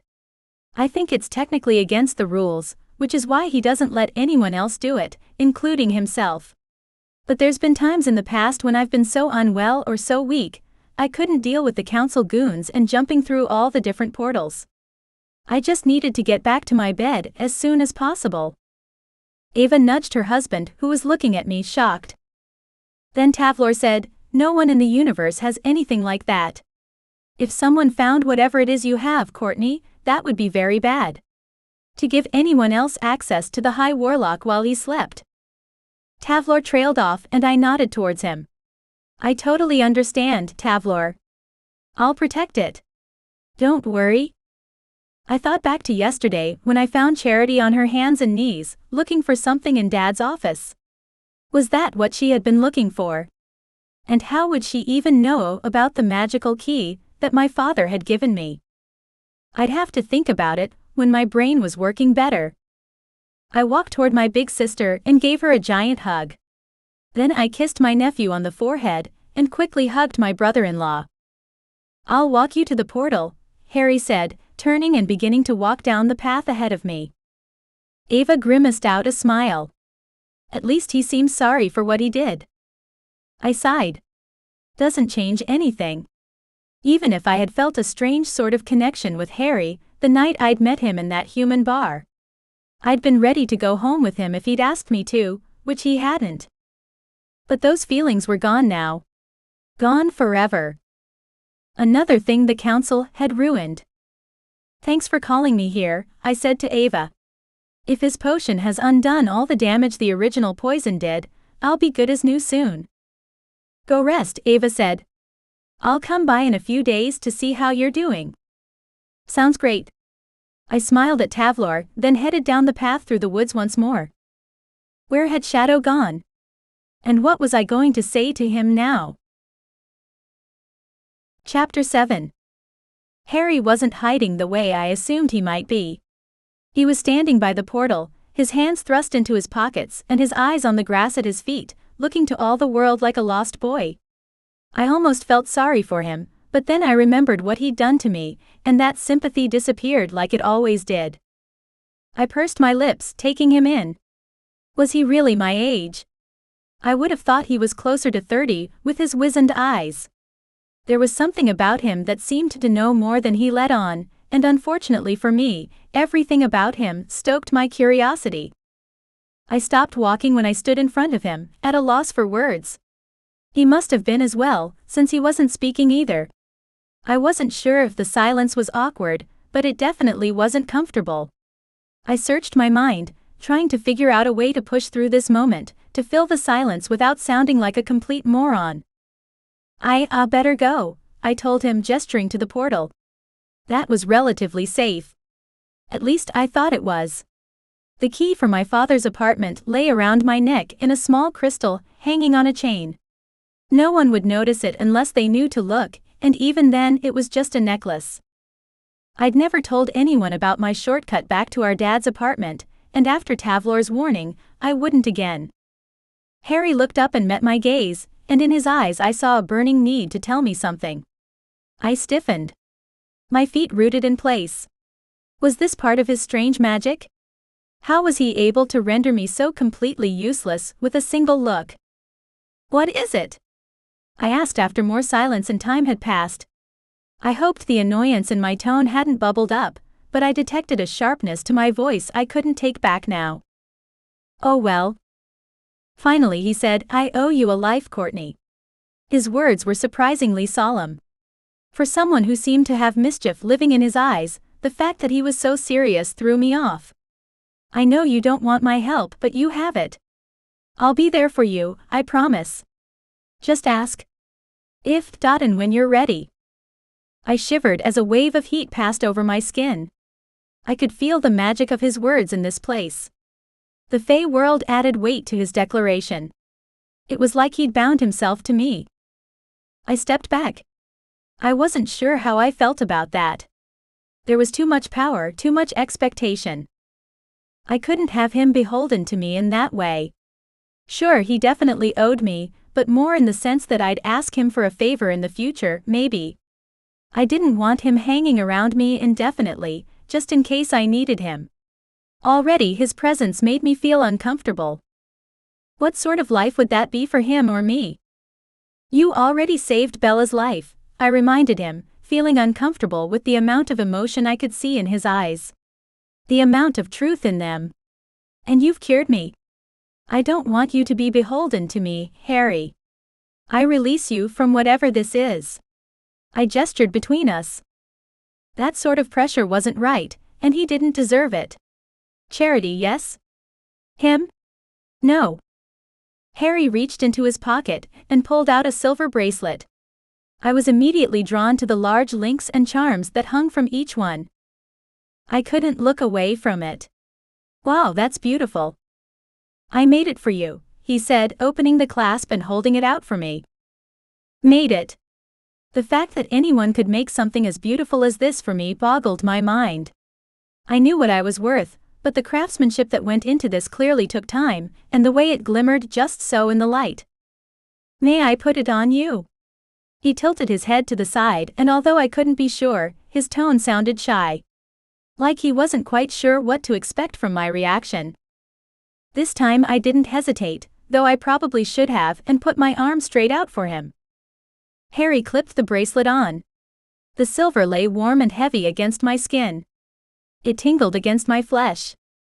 I couldn't help but wonder if that was part of magic, or if that was something else entirely. I stared down at the charms, running my fingers over each one. There was a tiny cat and a witch's cauldron, a tiny book and a sparkling diamond. It was beautiful. Is this a gift? I asked, amazed that he would give me such a thing. I didn't understand what prompted him to do so in the first place. Or there is another function. It's both, he said. Each of those charms will give you a wish from me. You only need to hold one and speak what you want, and I'll find a way to get it for you, no matter what it is.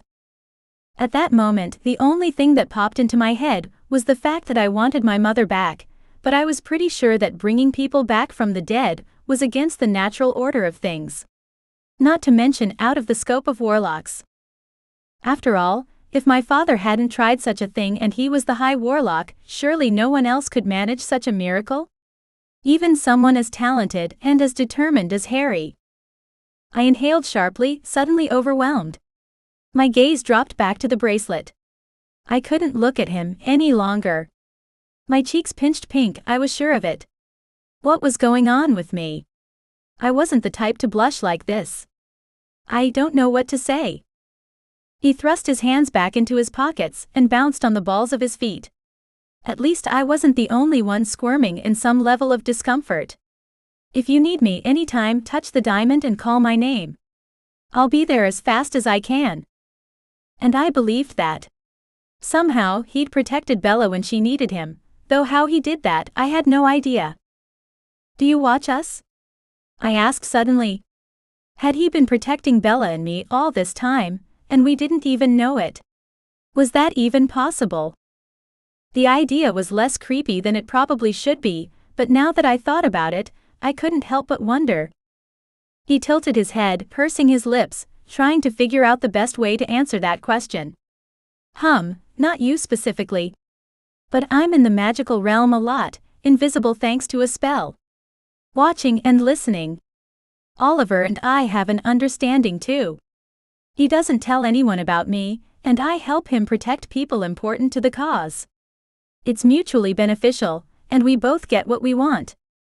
Understanding dropped into my lap. So that's how you knew to protect Bella that day. Now it was starting to make sense. Yeah, he told me to watch her, he agreed. I wasn't expecting the council to attack her like that, but I was glad I was there when they did. Me too, I whispered, annoying tears filling my eyes. I couldn't believe I was this affected by everything still. I shouldn't be. I should be strong, especially when it came to my sister. But it was difficult, knowing how close she had come to death. I blinked the tears away, hating the weakness.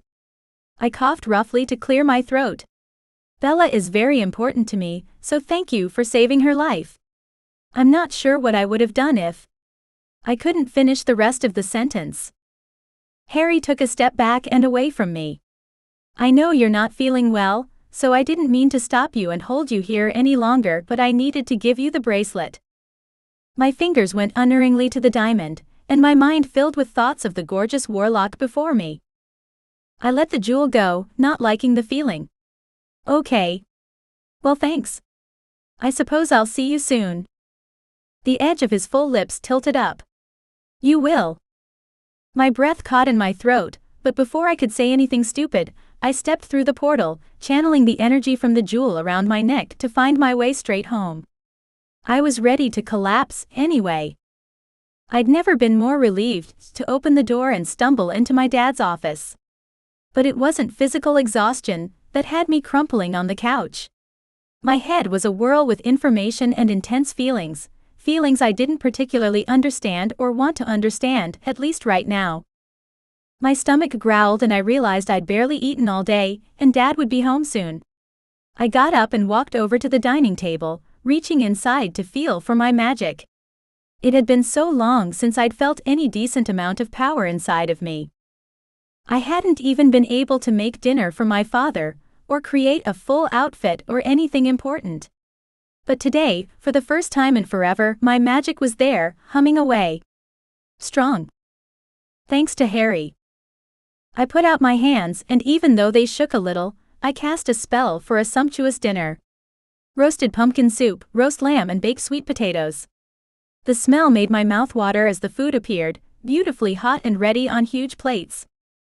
I focused on dessert, and using my magic, conjured up steaming hot apple strudel with a jug of thick cream.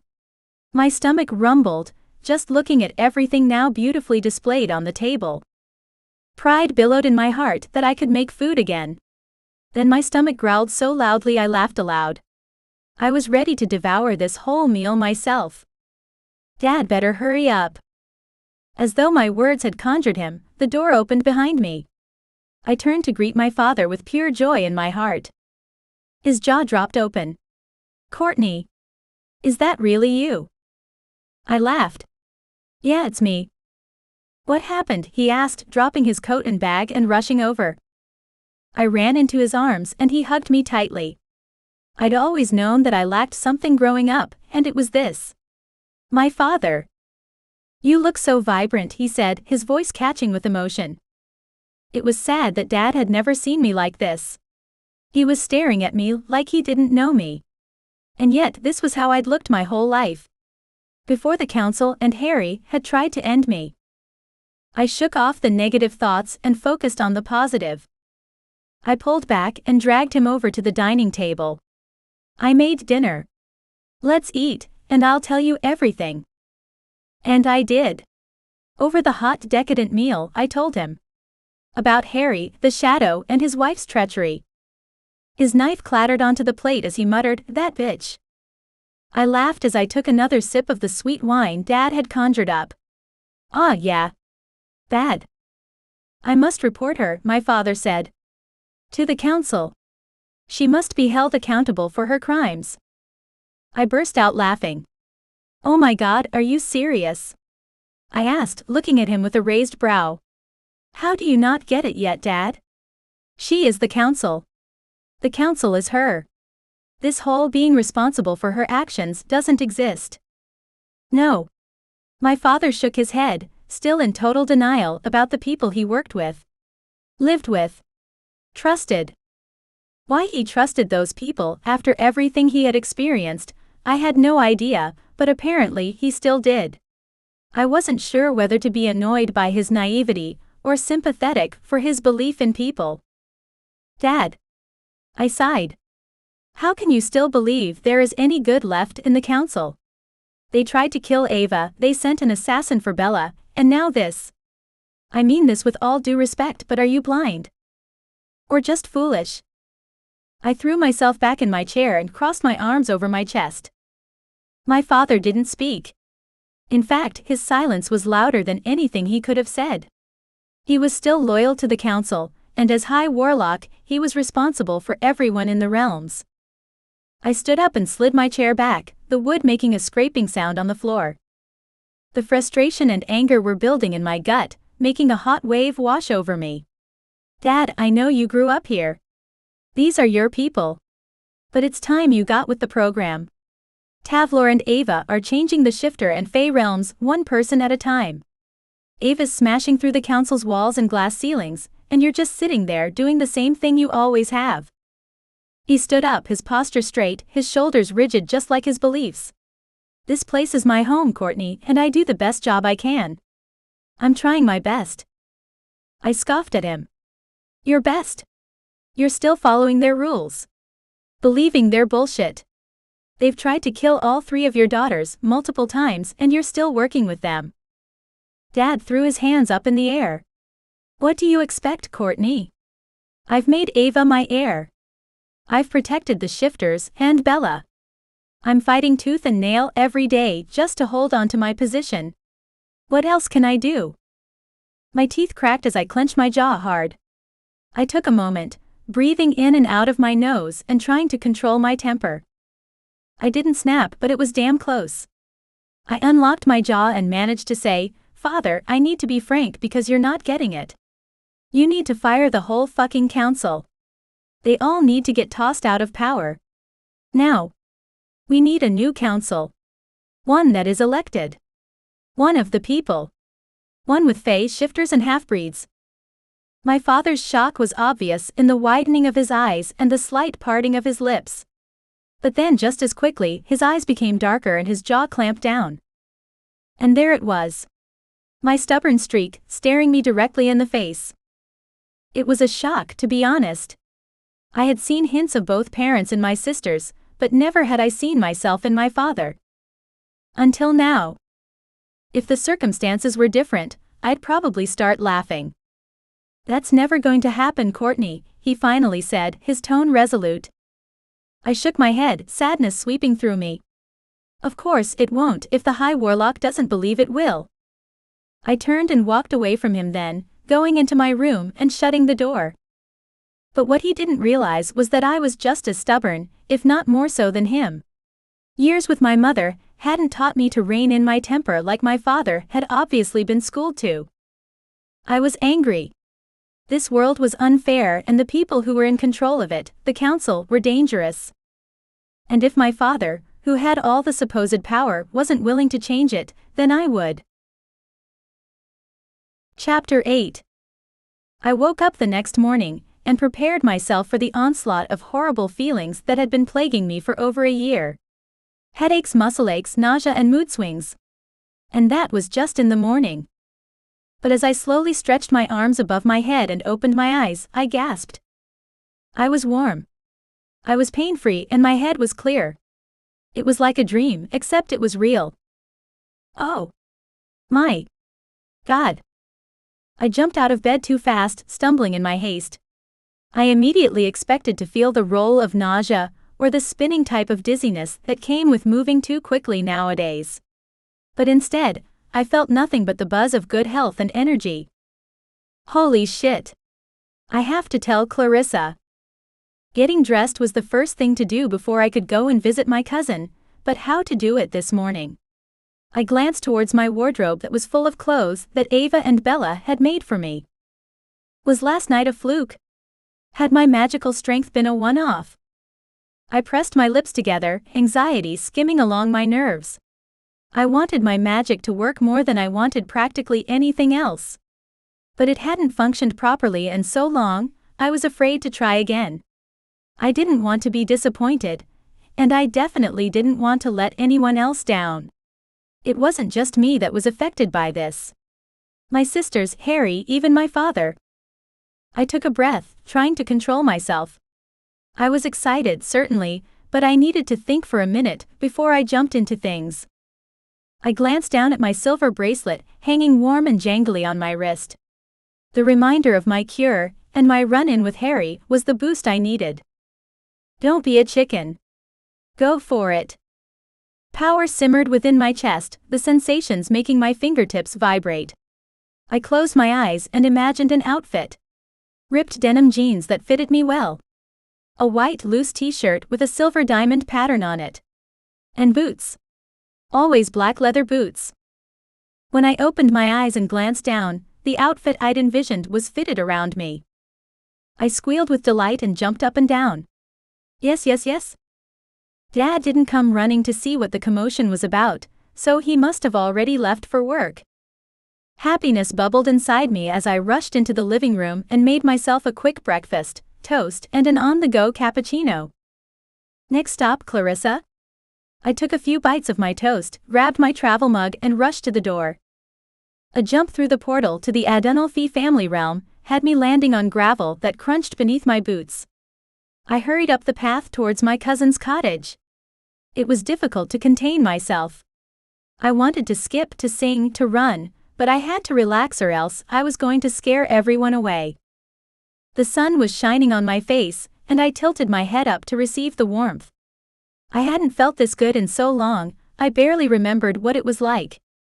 I turned onto Clarissa's path and rushed up to her door, knocking briefly before letting myself in, like I usually did. Clarissa. It's me.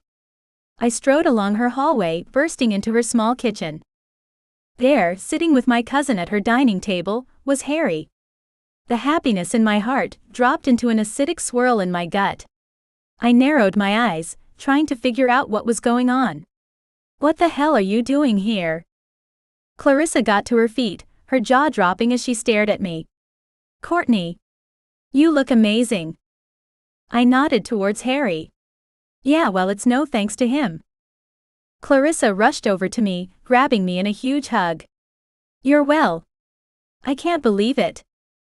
I hugged her back, most of the happiness in my heart now sucked out by the fact that Harry had infiltrated my secret home.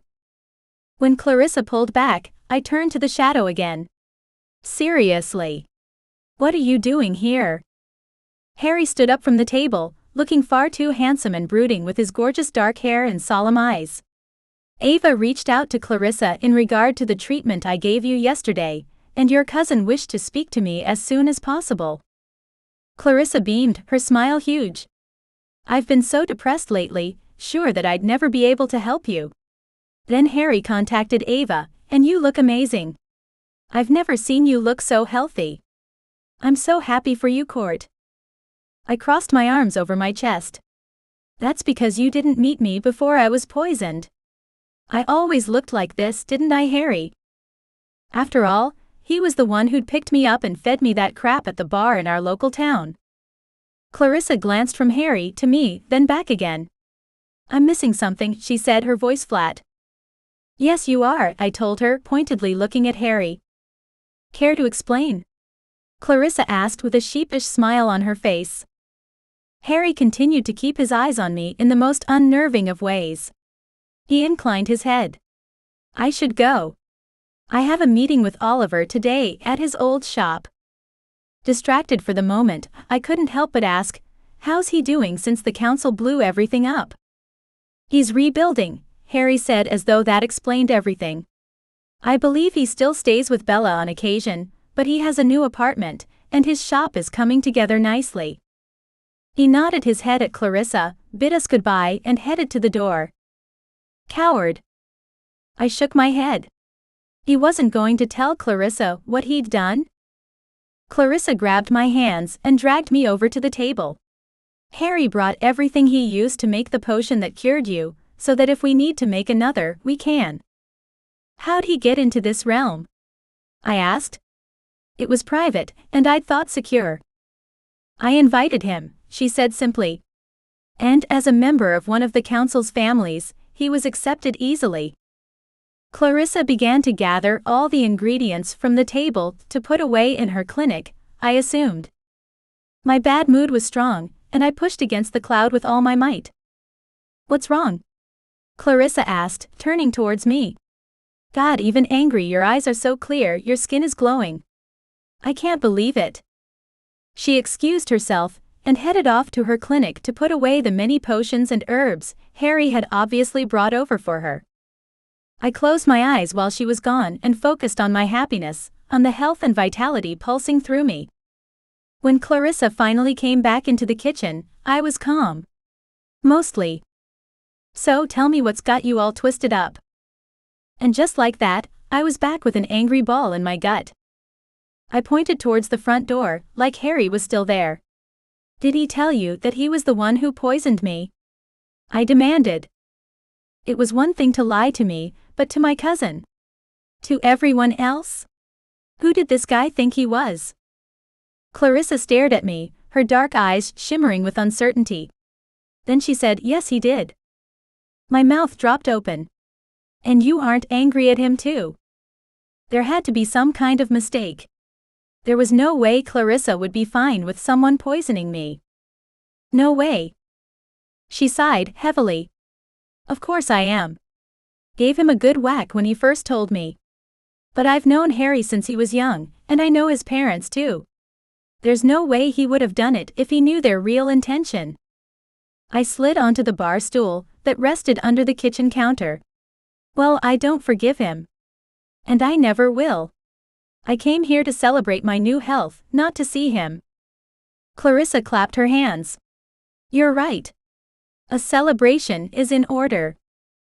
She began to wriggle her fingers, conjuring up platters of food and making us pretty pink cocktails. I picked up the glass closest to me and lifted it into the air. "To you, Clarissa." "Me?" she repeated, her eyes widening in surprise. "What did I do?" I laughed. "Are you serious? You've done everything. You helped save me after Bella brought me here, then you've worked with me every day since. I couldn't have gotten through the last year without you." Clarissa clinked glasses with me, but I could tell she wasn't as happy I was. I took a sip then asked her, "What's wrong?" Clarissa put down her cocktail and sighed again. "I don't deserve your toast. I'm a failure, Courtney. I couldn't heal you, no matter what I tried. I could barely even help with your pain most days." I reached over the counter and grabbed her hand. "You're wrong. Your kindness was one of the only things that kept me going. You've been my emotional support person. You put up with my tantrums and the ridiculous number of times I kept passing out on everyone." Clarissa smiled, but I could see the tears in her eyes. How did I convince her that she was an integral, key part of my recovery? "Clarissa, I wouldn't be alive without you," I told her, meaning every word. "And when I woke up this morning, all I could think was that I had to come here and tell you that I was better." "Why?" "Because I knew that out of everyone, you would be happy about it. I had to celebrate with you because all your time and effort finally paid off. You've been next to me every step of the way, and I'll never forget what you did for me. I don't think I would have gotten better if it wasn't for you." The fact that she hadn't been able to undo the poison that Harry had slipped into my drink didn't change the fact that she'd never given up on me. Never stopped trying. "You're my best friend, Clarissa, and I love you." Saying the words was hard.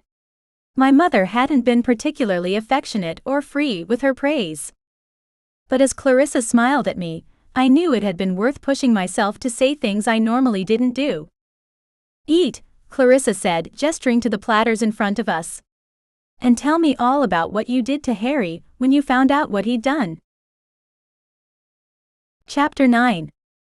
My next step was revealing the new me to Bella, which was more showing her that I was back to my old self.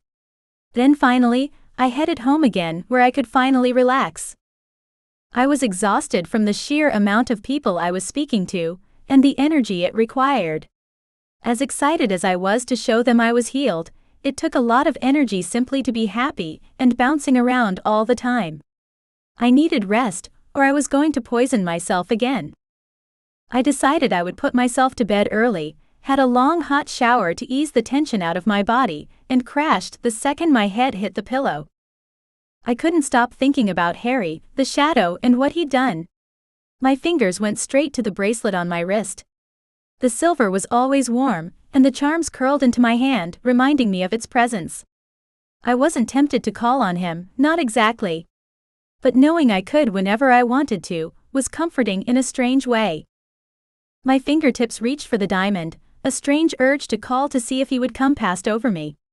Was this another pretty lie he'd told me? Another way to make up for what he did? Or did he actually mean what he said? And did I care? But even if I wanted him to come, there was no way he would be able to reach me here, in my father's private realm. Could he? What was the extent of his powers anyway? Were there limits? A small part of me wanted to see, to test him out. But a larger part of me told me not to. To save the diamond for a time I might need him. After all, if I was going after Charity, I might need him for safety in the future. I closed my eyes, rolled over and went to sleep. The next morning, I woke up with a mission filling my mind and heart. I wanted revenge on Charity and the council for everything they'd done to me, my sisters, and my mother. Our mother had loved our father and fled the magical realm to save her own life. Ava had been imprisoned, had to escape and hide, and would have been killed by Charity if she hadn't had a protection spell save her. Bella and I had been attacked in the library, and Bella had almost died fighting for the right to marry the man she loved. They'd poisoned me and I'd almost died. Enough was enough. They needed to be taken down. I dressed carefully and non-magically, choosing some of the clothes Bella had conjured up for me months ago, saving my magic for later in the day. Even if I was new and refreshed, I didn't want to take advantage of myself and exhaust my powers before the day had even begun. My body needed time to adjust to everything anyway. I could go slow. I was still healing after all. When I entered the living room, my father was sitting at the table eating breakfast. "Hey," I greeted him, going to the fridge in the kitchen to grab a juice. "Good morning," he responded, though his tone was stiff. I jumped straight into the conversation I wanted to have with him, regardless of his current mood. "Do you know where Ava is at the moment?" I asked. "I want to have a chat with her, and maybe Bella too, today. It's kind of important." My father leaned back against the chair and looked up at me. "Bella is working at the library, I believe. Ava and Tavlor are coming here for a meeting around lunchtime." "So Ava was coming here? Perfect. Okay, well, I might go off to the library and see Bella for a bit, then I'll come back for lunch to see Ava," I told him. I poured myself a glass of orange juice and took a sip, using my hip to shut the fridge door. I nearly moaned at the taste. Freshly squeezed orange juice was my favorite thing to wake up to in the mornings. "You're looking very well, Courtney," my father said, his tone still stiff, though I could tell he genuinely meant his compliment. Dad wasn't the sort of man to say things he didn't mean. I tucked my long curly hair behind my ear, nodding as I swallowed the tart juice. "Thanks. That potion really did the trick. Should I ask what you want to talk about?" I smiled at my father, and reached for one of the croissants he had in a basket on the table. Then I said as calmly as possible, "I want to find Charity and punish her for what she's done to us. Do you know where she is?" I'd never seen my father gobsmacked before, but it was a look I'd remember forever. "You can't do that, Courtney." "Why not?" I asked, crossing my arms over my chest and leaning back against the kitchen counter. "Because it's not your job," he said, then stopped, licked his lips and continued, "The council will deal with her when we find her. At the moment, she's missing."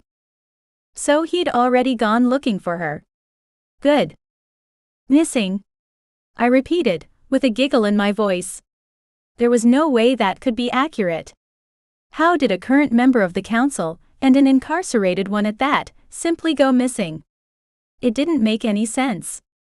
She was here in this room only a few days ago. And are you seriously telling me that the council is going to punish her? Was that even possible? Was that something I could actually hope for? Well, there will be a trial, and if she's found to be guilty. My father let his voice trail off, raising his brows as though that would explain everything. If.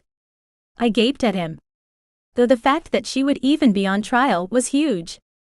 Harry will testify to what his parents told him. I hoped, anyway.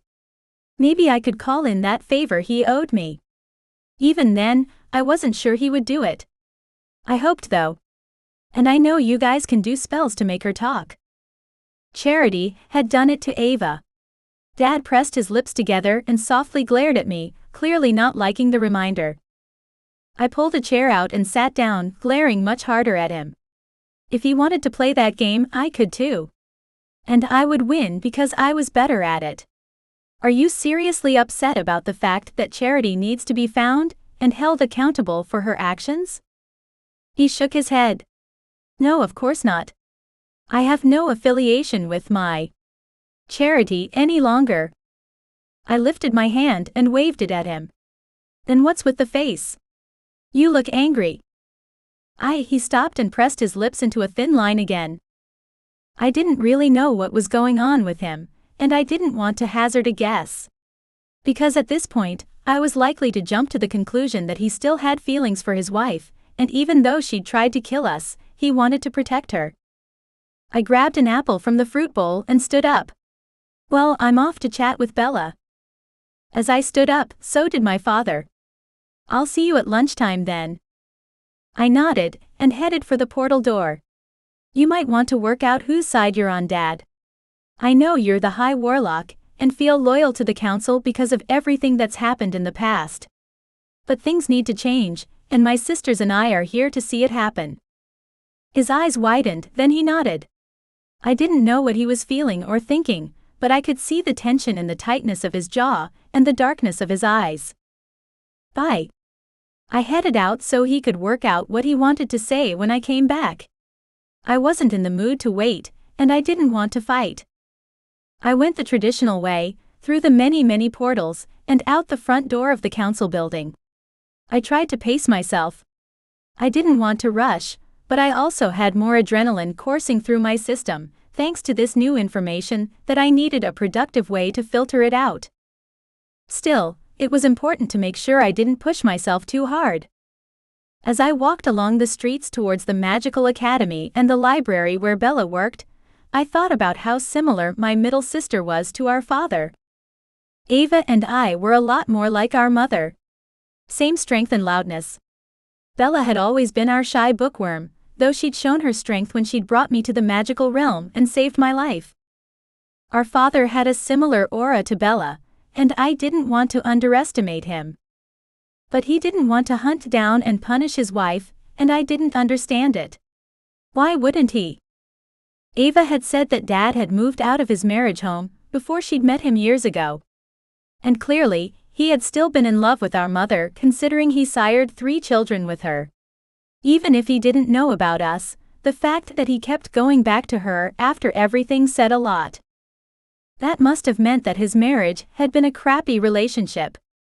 Surely, that meant he didn't love Charity. Why would he be wanting to protect her, especially knowing her vindictive nature and the fact that she wanted us dead? It made no sense whatsoever. I reached the library, opened the large gate and headed inside the building.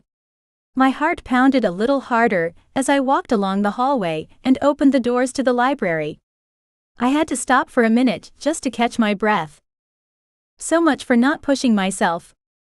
Part of me was still a little freaked out by the library where Bella and I got attacked, by a council assassin no less. Bella hadn't been tainted, and she was the one who'd fared the worst. No, not my quiet bookworm sister. She'd come straight back to work while I'd avoided this place for ages now. It was a while ago, but I still dreamed of it sometimes.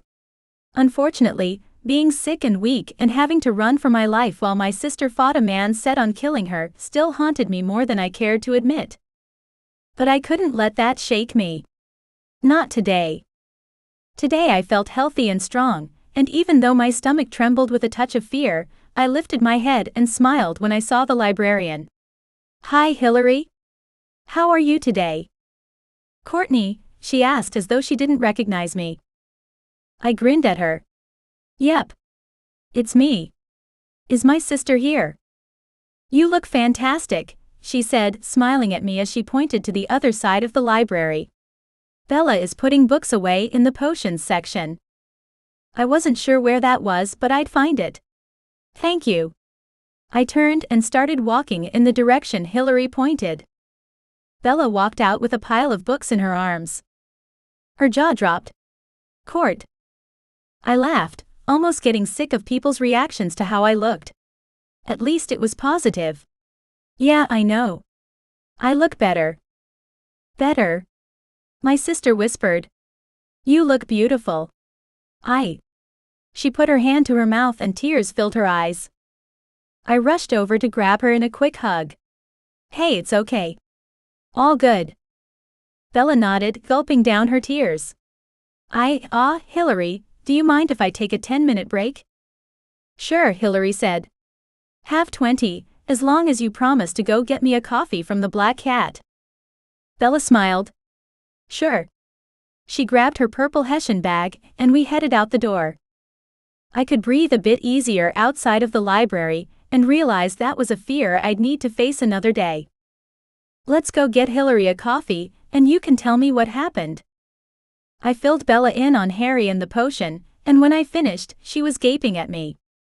It was the same Warlock that saved me that day? Yeah. They call him the Shadow. Bella picked up Hillary's coffee from the barista, and we started to walk back to the library. Well, next time you see him, please thank him for me, Bella said. I know he did something truly horrible to you, but he saved my life that day, Court. I was dead for sure. My throat tightened with emotion, and I nodded. I'll tell him. When we stood in front of the library once more, Bella stopped at the gates. I need to get back to work, but thank you so much for coming to show me how well you are. I'm so grateful. I opened my mouth to tell her about my plan for charity, but since I didn't have anything figured out past my desire to get revenge, I closed my jaw again. Is there anything else? Bella asked, blinking at me. I shook my head. No. It's all good. Just wanted to pop in and say hi. Bella was all smiles. Okay, cool. See you soon? I nodded. Definitely. We have to organize our big birthday party. Bella rolled her eyes. Oh, don't remind me. She waved and headed off into the library. My bookworm, quiet sister. A huge party would be the last way she'd want to celebrate our birthday, but it would be a great place to interrogate the council and maybe draw out my evil stepmother. I wandered back to the council building, a more concrete idea settling into my mind. I needed to catch a spider and all the flies in her net. Chapter 10. Despite the fact that 3 people sat at the dining table when I arrived back at Dad's apartment, the room was completely silent. It was almost eerie as I stepped inside and glanced around. What sort of game was this? No one even glanced in my direction. What was going on here? I shut the door and cleared my throat. Hey guys. Sorry I'm late. Took a bit longer with Bella than I thought. The words said at my normal tones sounded like I was yelling in the silence. My words clashed heavily against the stillness. I cleared my throat on instinct, even though I hadn't done anything to elicit the way my voice came out as loud as it seemed. There was no response. Ava didn't even turn her blonde head to greet me. Something's wrong here, but what? I crept over to the table to find my father, sister, and brother-in-law, all frozen in time. Literally. Their arms were stuck midair, reaching for a glass or picking up utensils. They weren't moving. Even their eyes were glassy, like they were incapable of blinking as well. No one had eaten yet, or even served food on the plates. The salads, meats, and bread all lay perfectly in their large serving bowls. They'd waited for me to start eating, by the looks of it. Who did this to you? Guilt gnawed in my stomach. Would it have made any difference if I had gotten here sooner? Or would I be frozen just like they were? I moved my hand in front of Tavlor's face, worry trembling in my belly. Hello, Tavlor. Dad. Ava. What the hell is going on here? I asked out loud, as though the sound of my voice might jar them out of whatever this was. Worry turned to panic in a split second. None of them moved. Not even their eyes. No one acknowledged me or their condition. They were as still as stone. I reached for Tavlor to shake him, only to find him cold and stiff to the touch. My hands flew to my mouth as I gasped. Oh my God. My bracelet tinkled in the room as I yanked my hand back from the thigh as quickly as I could, like I'd gotten burned, reminding me of Shadow's promise. Tears filled my eyes. I had no idea what to do. I couldn't think. My brain was blank of all thoughts, and any sense of calm now eluded me. Harry. I raced to the door and threw it open. I had to believe if anyone could help, it would be him. I didn't understand why I was putting so much faith in him when he had harmed me before, but I also reminded myself he was the reason I was alive and well too. And even though I was still angry about the situation, that had to mean something. My eyes searched outside the door. The portal whirled in silver and white light, but I wasn't going to travel to him, he was coming to me. How, I wasn't sure. I didn't understand the type of magic he possessed, only that it was powerful, and he could wield it in a way I hadn't expected. I doubted the council would let him through the normal way. I knew that logically, especially since what he could do was a threat to everything they represented. But with my heart pounding and horrible thoughts filling my mind about my family dying before my eyes, I only had one hope, and that was him. I had to believe he would help me. And maybe if he did, there was a way for me to forgive him for what he had done in the past. Maybe. I grabbed the diamond on my bracelet and said his name. Harry. I need you. Please come. I wasn't sure if I needed to do anything else. His instructions had been brief, too brief. I held my breath, pressing the charm so tightly against my palm, I was certain there'd be an outline indented into my hand if he ever got here. The diamond began to glow with an intense yellow light, like the sun. I lifted my hand to shield my eyes, then the portal began to move and shift. I stared at the silver shimmer, waiting for a miracle. Harry stepped through the door and a tear leaked out the corner of my eyes. You came. He glanced around. Yeah, that spell is powerful. I didn't even have the choice to come, I was just transported here. And by the way, where is here? Harry began looking around the office, when his gaze landed on the dining table. What the?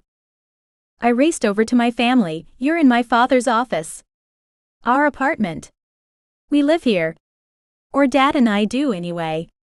But that's not important. The important thing is that they're under a strong freezing spell. Yes, he put his hand up as though to test the air, a very strong one. Can you help? I asked him.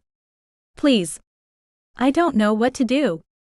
He walked around the table, looking all around, not touching anything.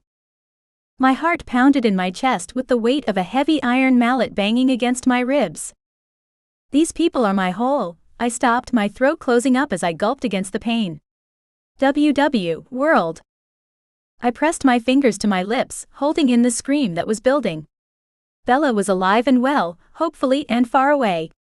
But these three people before me were my life.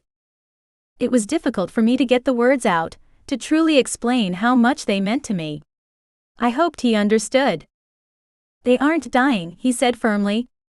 It was almost like he was trying to snap me out of my haze, which I appreciated. I needed someone to help me see through this, not coddle me right now. So we have a moment to think. Does your father keep his spellbooks here? I nodded, pointing to the library wall behind him. Over there, I said. A fleeting thought filtered through my head about trusting Harry with the spellbooks in the first place, but I banished it instantly. If I was going to trust him with this, I had to put my faith in him completely. I couldn't keep being suspicious, or this wouldn't work. Everything. I wasn't a scholar, not like my sister. Maybe Bella would know what to do, how to help. Should I call Bella? She might know where to find what you're looking for. In fact, why on earth hadn't I thought to call her first? Harry ran his fingers along the books, pulling out a large dark tome. No. I've got it. All good. He pulled out the book, flicked open the pages, and began reading.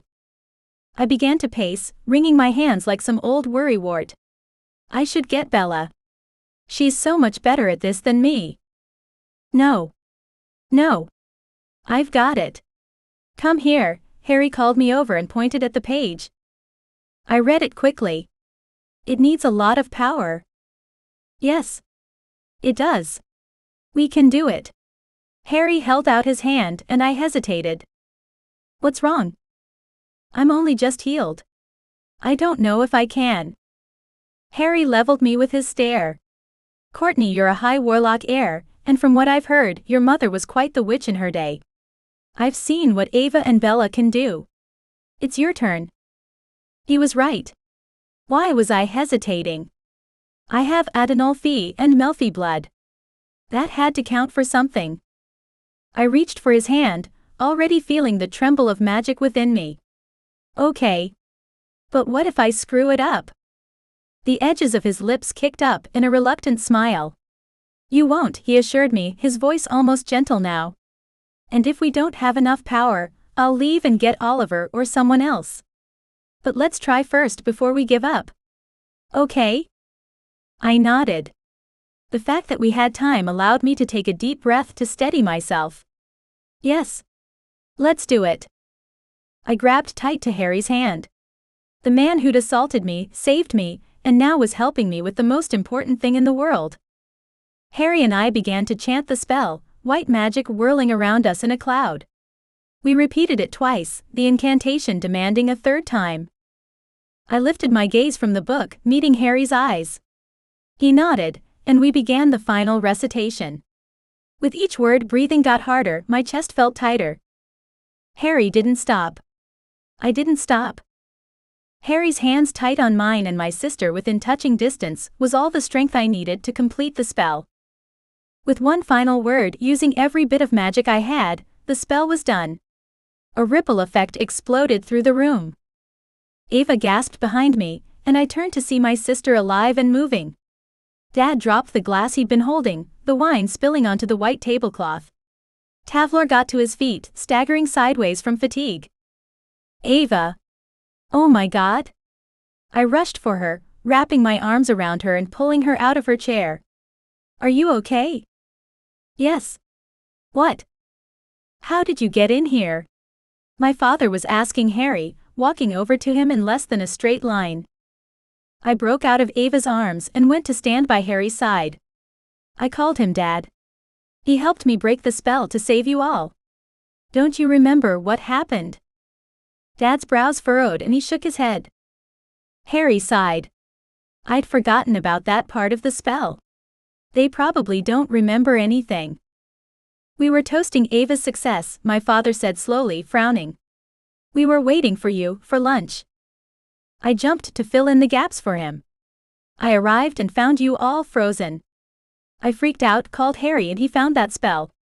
I pointed to the book that was open on the table. We did it, and you're all back. My dad glanced from the book to Harry, back to me. I could tell he was stuck on the fact that I'd managed to get Harry in here so easily, but that wasn't what needed to be focused on. Dad, we need to figure out who did this to you three and why. Tavlor walked over to us, stretching his neck and moving his head from side to side. She's right, Matlock. Someone cursed us for a reason. Do you think they were trying to lock us in here, forever? Ava asked, a look of horror filling her eyes. I shrugged. Maybe. So I suppose it was lucky I was late, or they would have gotten me too, and then I couldn't have reached out to Harry. My father's groan could be heard around the whole room. Whoever it was, they wanted something from this room. Perhaps something they didn't get before? He met my gaze with his and we both froze. It was like we were reading each other's thoughts. You don't think? Mother. My father reached up and unbuttoned his top shirt button, loosening the neck and reaching inside. He felt around inside his shirt, his face growing more worried until finally he pulled his hands out once more and there was nothing. No, I whispered. I could feel the blood drain from my face. He nodded in bleak confirmation. It's gone. What's gone?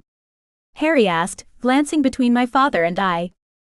Ava walked up and put her hand on her chest, where the same locket had once lay. They took Mom, didn't they? Chapter 11. I handed Ava a cup of tea, which she took with trembling hands. Part of me wanted to reach out and take her hands in mine, to give them a soft squeeze in hopes she would be reassured. But Ava was the type that didn't look for reassurance outside of herself. It would only embarrass her because she was displaying something she considered weak, so I refrained. She'd had a mini meltdown after we all realized the necklace had been stolen, but at least she was calm now. She seemed to have her wits about her, enough to have a conversation. She took a sip of her tea, and once I'd made sure she was stable for the moment, I walked over to her husband. He was pale and wasn't speaking, but he still seemed to be doing better than my sister. I whispered to Tavlor, "Is Maddie okay, or do you guys need to go?" Tavlor turned to me, his eyes strangely blank. "He's with some Fae friends. He'll be fine for a few more hours, though I dread to think what would have happened if you hadn't come and found us." I snorted, making a joke, because the subject matter was way too serious. I needed to break the tension between everyone, or it was going to swallow us all up, and we wouldn't be able to do anything about what happened. Or that I'd been on time, and whoever did this had frozen me too. That would have been worse. I tried to suppress the shiver my words evoked, but didn't quite manage it. So much for trying to make a joke that would calm everyone down. He nodded, his lips thinning. Bella would have found us, I reassured him, though my chest was tight just thinking about it. My father's realm, my home, was so protected that no one except family were allowed in. Bella would have been the only person in the world that would have been able to get in and rescue us. But how long would that have taken? And what would have happened if she didn't come? What would have happened to Maddie if Ava and Tavlor went missing? How would anyone have known they needed to be saved? I didn't want to think about it. The truth was more dire than I wanted to admit. The portals that kept us safe also functioned as a prison. No one could get in, and with the occupants unable to get out. I clenched my teeth again, trying to focus on what we could do about it, rather than what might have happened. The thing I needed to remember was we were safe. We were okay. We needed to figure out what came next. And I had the perfect solution. We need to take that woman down. What woman? Tavlor asked, furrowing his brows. It was Harry who answered, Charity. The High Warlock's wife. She's been behind everything so far. I would assume this was her too. His tone was too casual for my taste, but I knew not to take offense. If anything, it helped ground me to the moment, and reminded me we could do something to resolve this. I nodded. Hell yes, it's her. Fucking bitch hates us. My father wasn't speaking, but he was pale and seated near Ava. Dad. He shook his head. I can't, she'd. He let his voice trail off, unwilling to even speak the words. What? Ava demanded, throwing her arms out. Her passion got the better of her, and she set her teacup down before she spilled any of the liquid. Why wouldn't she steal that locket? It's literally Mom. All of us will do anything to get her back, no matter what that entailed. Dad blinked, as though he hadn't considered the possibility before. You think this is about getting power over me? Over us? I said, putting my hands on my hips. Sometimes I viewed my father as the smartest man I'd ever known. Other times, like right now, I wanted to throttle him over how dense he was acting. She knows that none of us, not Ava, not me, not even Tavlor, are going to go against her while she has Mom. Dad, this is bad. Really bad. I don't understand why this is a surprise to you. You've seen what she's capable of. Ava got to her feet, her sad energy transforming into anger. Yeah, what if she comes out of hiding and starts pushing for laws to change to get herself out of house arrest and onto the council again? My father put his head in his hands. Giving up already? I turned away. Seriously? I wanted to shout and growl at him, but what was he going to do? Harry! I called out to where the Warlock was sitting in the far corner of the room. He hadn't left, but he'd been respectful of my family dynamic and left us to our implosion. He got up and walked closer to me. Yes? What can we do? Can we do a locator spell on the locket? Or on Charity herself? How do we get it back? Harry inhaled sharply. I don't mean to be nosy, but knowing this will help me give you the correct response. When you say your mother is literally inside the locket, you mean her essence, I answered, not even bothering to look at my sister or father as I told him. Her soul. We'd never told anyone else the truth about the locket, but it was too late to hide the importance of it now. And honestly, maybe sharing the information could help get her back in some way. Ava moved closer to me and took over telling the story. The day Mother died, she gave me the locket and spelled her soul into it, she explained. When I wore it, as long as I was in a magical realm, I could hear her speaking to me. Inside my head. And now it's gone. There was obvious guilt in her voice. This time nothing stopped me from taking Ava's hand. I refused to let her bear this burden on her own. It wasn't her fault. Harry tilted his head towards Ava. Do you mean you heard her memories inside your head? Things she told you when you were young? He asked curiously. Ava frowned at him, shaking her head. No. I mean, she literally spoke to me. Responded to what I said. Had conversations. Gave me advice. All about what I was going through in the present. Harry's jaw dropped, then he slowly turned and stared at the High Warlock. You. She. That is very powerful magic. We all turned to look at the High Warlock, whose cheeks were slashed with a heated blush. I turned back to Harry. What are you trying to say? Harry and Dad were staring at each other without speaking, and I couldn't read the vibe at all. I didn't get it. Frustration started prickling at my skin. Why couldn't they give some kind of hint as to what this all meant? Please tell me what's going on. No one was breaking. The room was filled with silence. Finally, I grabbed Harry's arm. Tell us what you're thinking. Harry gestured to my father. We all turned on him, and finally, the High Warlock spoke. The magic your mother used to save herself, the true essence of her in that locket is ancient magic. Powerful magic. Harry is right. So? I demanded, flicking my free hand in the air in a dismissive gesture.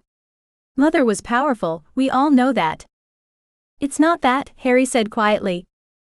Our father sighed. I didn't want to tell you before. I wasn't even sure if it was possible. What are you talking about? I asked. Father sighed. I really wanted all three of you together. We'll tell Bella later, Ava said, her eyes flashing dangerously. She'd lost all her patience 10 minutes ago, and even though this was our father, the High Warlock, I could see she was ready to tear into him if he didn't tell us exactly what was going on. We're here now, and I have to get back to my son. Father, just tell us what's going on. He nodded once. I have been doing research about ways of perhaps bringing your mother back from the dead. I glanced at Ava. Did he just say what I think he said? In Ava's blue eyes I saw the same confusion. I almost wanted to laugh. Back from the dead. Was that even possible? It sounded like a bad joke. When we turned back to him, I carefully, with my heart pounding in my chest, asked, What do you mean back? I needed to hear it. Needed my father to say the words. My father glanced towards Harry, and as though they'd rehearsed it, Harry took over the conversation. If your mother had managed to truly instill her soul into the necklace, and from what you said, Ava, it seems as though she did. I waited for the punchline. He couldn't seriously mean what I thought he meant. Harry continued and dropped the bombshell on us. With the right body, or perhaps with the correct spell, it may be possible to bring your mother back to life. My knees wobbled, and Ava staggered to the couch and landed on the cushions with a thump. Whoa. I wasn't sure how to even process something like that. Ah yeah, I managed to say, with a knot the size of my fist in my gut.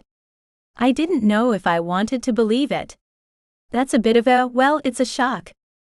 My father walked over to me, seeming nervous. I'm not sure if I can do it. The necessary magic goes against the natural order of things, and would mean I would have to perhaps stand down as the High Warlock of the Council. You'd what? Ava exclaimed, jumping up once more. He turned to include her more in the conversation.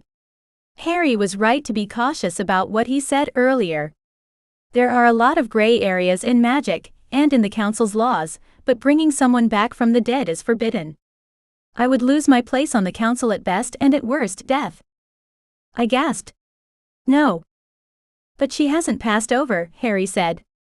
Her body may be gone, but the woman, the essence of her, is still here. Surely, there is an argument against the Council's laws. You've definitely found a gray area. Dad nodded.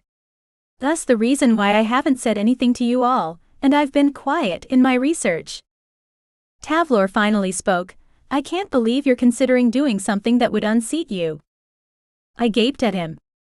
You seriously think that Dad's role is more important than our mother? Of course not, Tavlor said. But he's risking his life for a chance to bring her back. That, magically speaking, is almost impossible. I frowned at him. Was that true? My father whirled on the man who had once protected him. There is nothing I wouldn't do for a second chance with Genevieve. My jaw dropped and my gaze skirted over to my sister. That was the moment I realized that my father had never stopped loving her. And that even with all of her lies, deceit, and the decades of time separating them, they still desperately wanted to be together. Then there's no option, I said, dusting my hands off. We have to get her back. Chapter 12. Ava and Tavlor left the apartment to rush back to their son, and I could only imagine how hard they were going to hug him tonight, after what had happened. I wished I could be there for them in some way, but at the same time, I knew they also needed their time alone as a family. The last thing I wanted to do was intrude. I paced back and forth, my mind busy, trying to come up with something to do. I didn't like standing around, unable to do much of anything. I didn't like the silence I knew would hang overhead. I needed something to occupy my mind with, I just didn't know what that was. Hey Harry! I called out after he'd said goodbye to my father, and was making his preparations to leave. At least it gave me something to do, someone to talk to. Yeah. How did the person, whoever they were, Charity or one of her minions, do this? The question had been on my mind since we found my family frozen, and it bothered me that I couldn't quite figure out how it was done. I kept trying different scenarios, but nothing made much sense, and it was starting to fray my nerves. He furrowed his brow. And by do this, you mean get into the High Warlock's private and secure realm, and manage to cast a spell over everyone in the room, without anyone noticing? I wasn't sure whether I wanted to strangle him for his cheek or hug him for it, because at least it was something normal, something that could ground me in the moment. I almost laughed, but instead nodded. I wouldn't have been so eloquent, but yes, basically. His lips twisted in thought, fingers forking through his thick locks of hair. Well, to get in, from what your family has said, they would need to be given access, he began. Well, I know Charity broke in a few days ago, and she's had access in the past, I said, placing my hands on my hips. He nodded, yes. And I'm sure there's a way of reactivating it once it's taken away. And once they were in here, they could set up a spell bomb to go off at a certain time. I gaped at him. You can do that? Set off a spell with a timer. I had to learn how to do that. Or wait under the guise of a cloaking spell, my father added, joining in the conversation, taking me by surprise. I turned to frown at him and asked, I thought the wards around this place were super strong. They are, he said simply. But Charity knew them all, and since you girls have lived with me, I've increased the barriers but decreased the restrictions on magic within the apartment itself, to ensure you have access to your powers. Made sense at the time since you were all still learning. I shook myself, annoyed that someone had taken advantage of my father's weakness for his daughter's happiness. Though if I were being honest, it didn't surprise me, especially knowing it was Charity. Well, the only important thing I suppose is finding out where Mom is, I muttered, more to myself than to the other two. I blew out a breath and glanced over at Harry. Harry, can you track her, do you think? I wasn't sure what was possible and what wasn't when it came to a locket with my mother's soul in it, but I thought it would be irresponsible of me if I didn't ask at all. Harry nodded. It's possible, especially with her soul link so strong, he said. However, despite his hopeful words, there was a catch in his voice, one that refused to let me hope. But I'm sure whoever has her has thought about that, and will be cloaking her to ensure we can't trace her whereabouts. Then we wait, my father said all of a sudden. There was a firmness to his tone that brokered no room for argument. This must be his high Warlock voice. Charity, or one of her henchmen, took Genevieve for a reason. And that reason will be for leverage. We just need to wait for a ransom call, then go from there. Right now, there's nothing we can do about it either way. I inhaled sharply, fear warring with the hope in my heart. You weren't really serious about risking your life to save her? I asked slowly. His smile was lopsided and imperfect, so unlike the high Warlock image he projected, completely contrasting with his earlier tone. You've all risked your lives on an almost daily basis since arriving in this realm. Surely I can be as courageous as my daughters, he asked. I mean, I can't let you be braver than the high Warlock himself. What would people say about me, I chuckled at him. Well, we do set a high standard, that's for sure, I said. He nodded, his eyes solemn once more. I wondered where that playfulness went. I remembered when we first met him, he was all stoicism. Cracking a smile had been as rare as a blue moon. I ran at him, and he opened his arms, hugging me back. We're going to get her back, Dad. He nodded, pressing a kiss to my hair. I know. Harry's presence shimmered in the room, and I pulled out of my father's arms to face the shadow. Thank you for your help today, I told him seriously. I hoped he understood I wasn't trying to make a joke, or a point. My words were genuine. I seriously don't know what I would have done without you. He glanced down at the floor, as though he was uncomfortable with the attention. Or maybe it was me making an effort to be nice to him that was unusual. You would have worked it out yourself, he said before clearing his throat. Unlikely.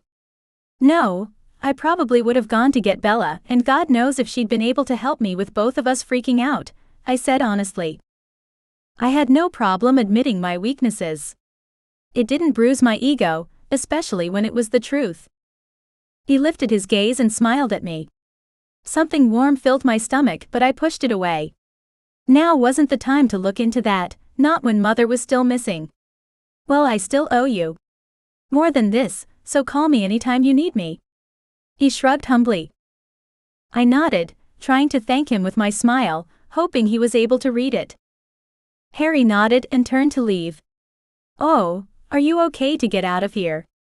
I asked, refraining from reaching out to grab his wrist. Aren't the council going to get you? Harry grinned, a rare sight for the rather somber Warlock. I have a few tricks up my sleeve still. I'll be fine.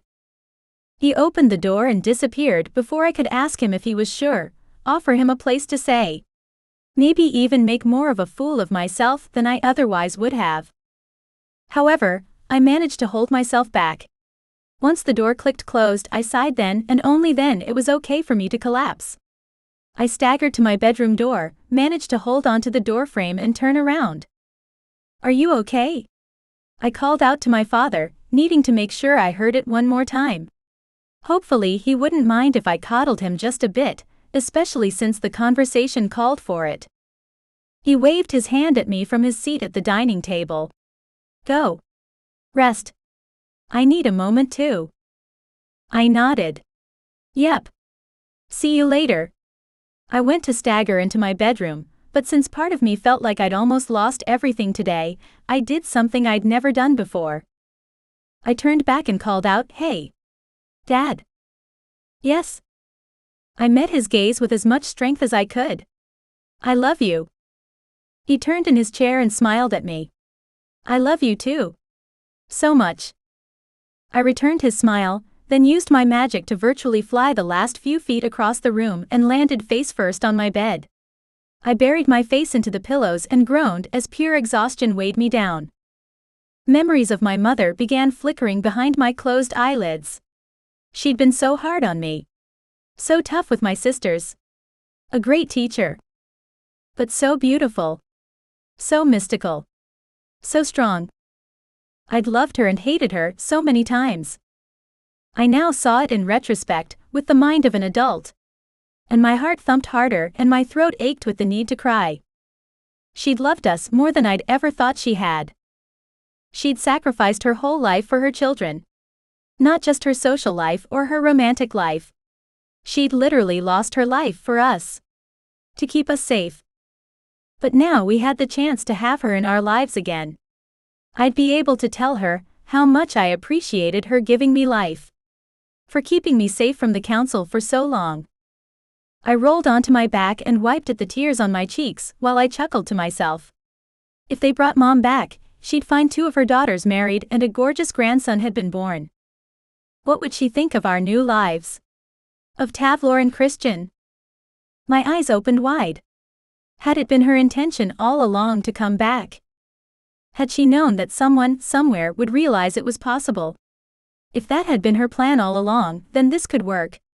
Surely she would have known exactly how to spell her soul, in a way that made it retrievable. I sat up and slipped my legs over the side of my bed, a new feeling buzzing through my system. Hope filled me up and made me smile. I had my health back and soon, just maybe, I might have my mom back too. Chapter 13. I allowed myself a day to get over the trauma of saving my family from a near miss of something horrible, finding out that my mother's soul had been stolen, and that my father was trying to bring her back from the dead. Talk about a big day. And that list of events didn't even include the fact that I was healed from the poison that had been plaguing me for over a year. A poison Harry both used on me and saved me from.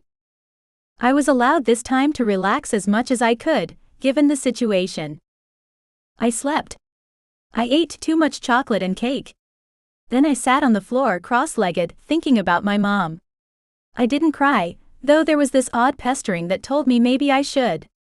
Maybe crying would help release this tension that had been built up inside of me, but I couldn't manage to get it out. And I was in no mood to force it.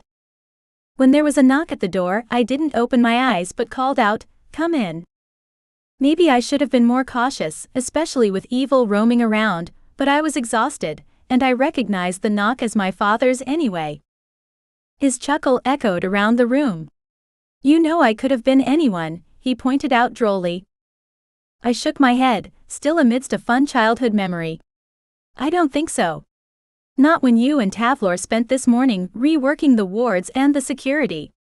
I know you tried not to wake me, but I heard you both. So I knew it had to be one of you guys." He moved around the room, his footfalls echoing softly on the carpet. "Can I ask what you're doing?" I finally opened my eyes. "I'm just going over some old memories of my mom and sisters. After yesterday, I can't shake the feeling that she's still around and gonna kick our asses when she finds out everything we've done since she left." My father sat down on the plush purple armchair about 6 feet away.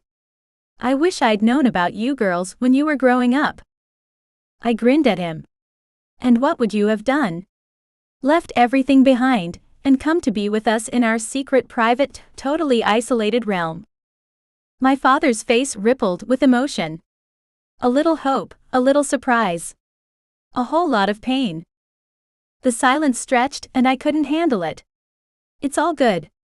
Never mind." "Stupid question." "It's not stupid," he said forcibly. My gaze snapped to his, somewhat surprised by his tone. He cleared his throat, reaching up to rub the back of his head almost sheepishly, like he hadn't meant to snap at me. The thing is, my immediate response was yes. I'd give up everything to be a family with you. My stomach tightened, hit with my father's guilt and pain. I blinked, trying to understand. "But you hesitated?" he asked. He dropped his arm back to his side. "Yes, that's because I was simultaneously going through my mind back then and now. I tend to think before I speak, even when I know the answer. It's important that I convey it the way I need to, so there's no confusion. I was feeling a little stupid on the floor, but I stayed there because my legs were stretched and comfortable, and I was too lazy to pull myself up. And what was the response? I asked tentatively. I hoped there wasn't any hint of desperation in my tone. I didn't want him to get the wrong idea. He sighed, then rubbed his hands over his face in the most frazzled version of my father that I'd ever seen. I would have laughed if the situation wasn't so serious. I think back then I wouldn't have done the right thing, he admitted, his voice strained.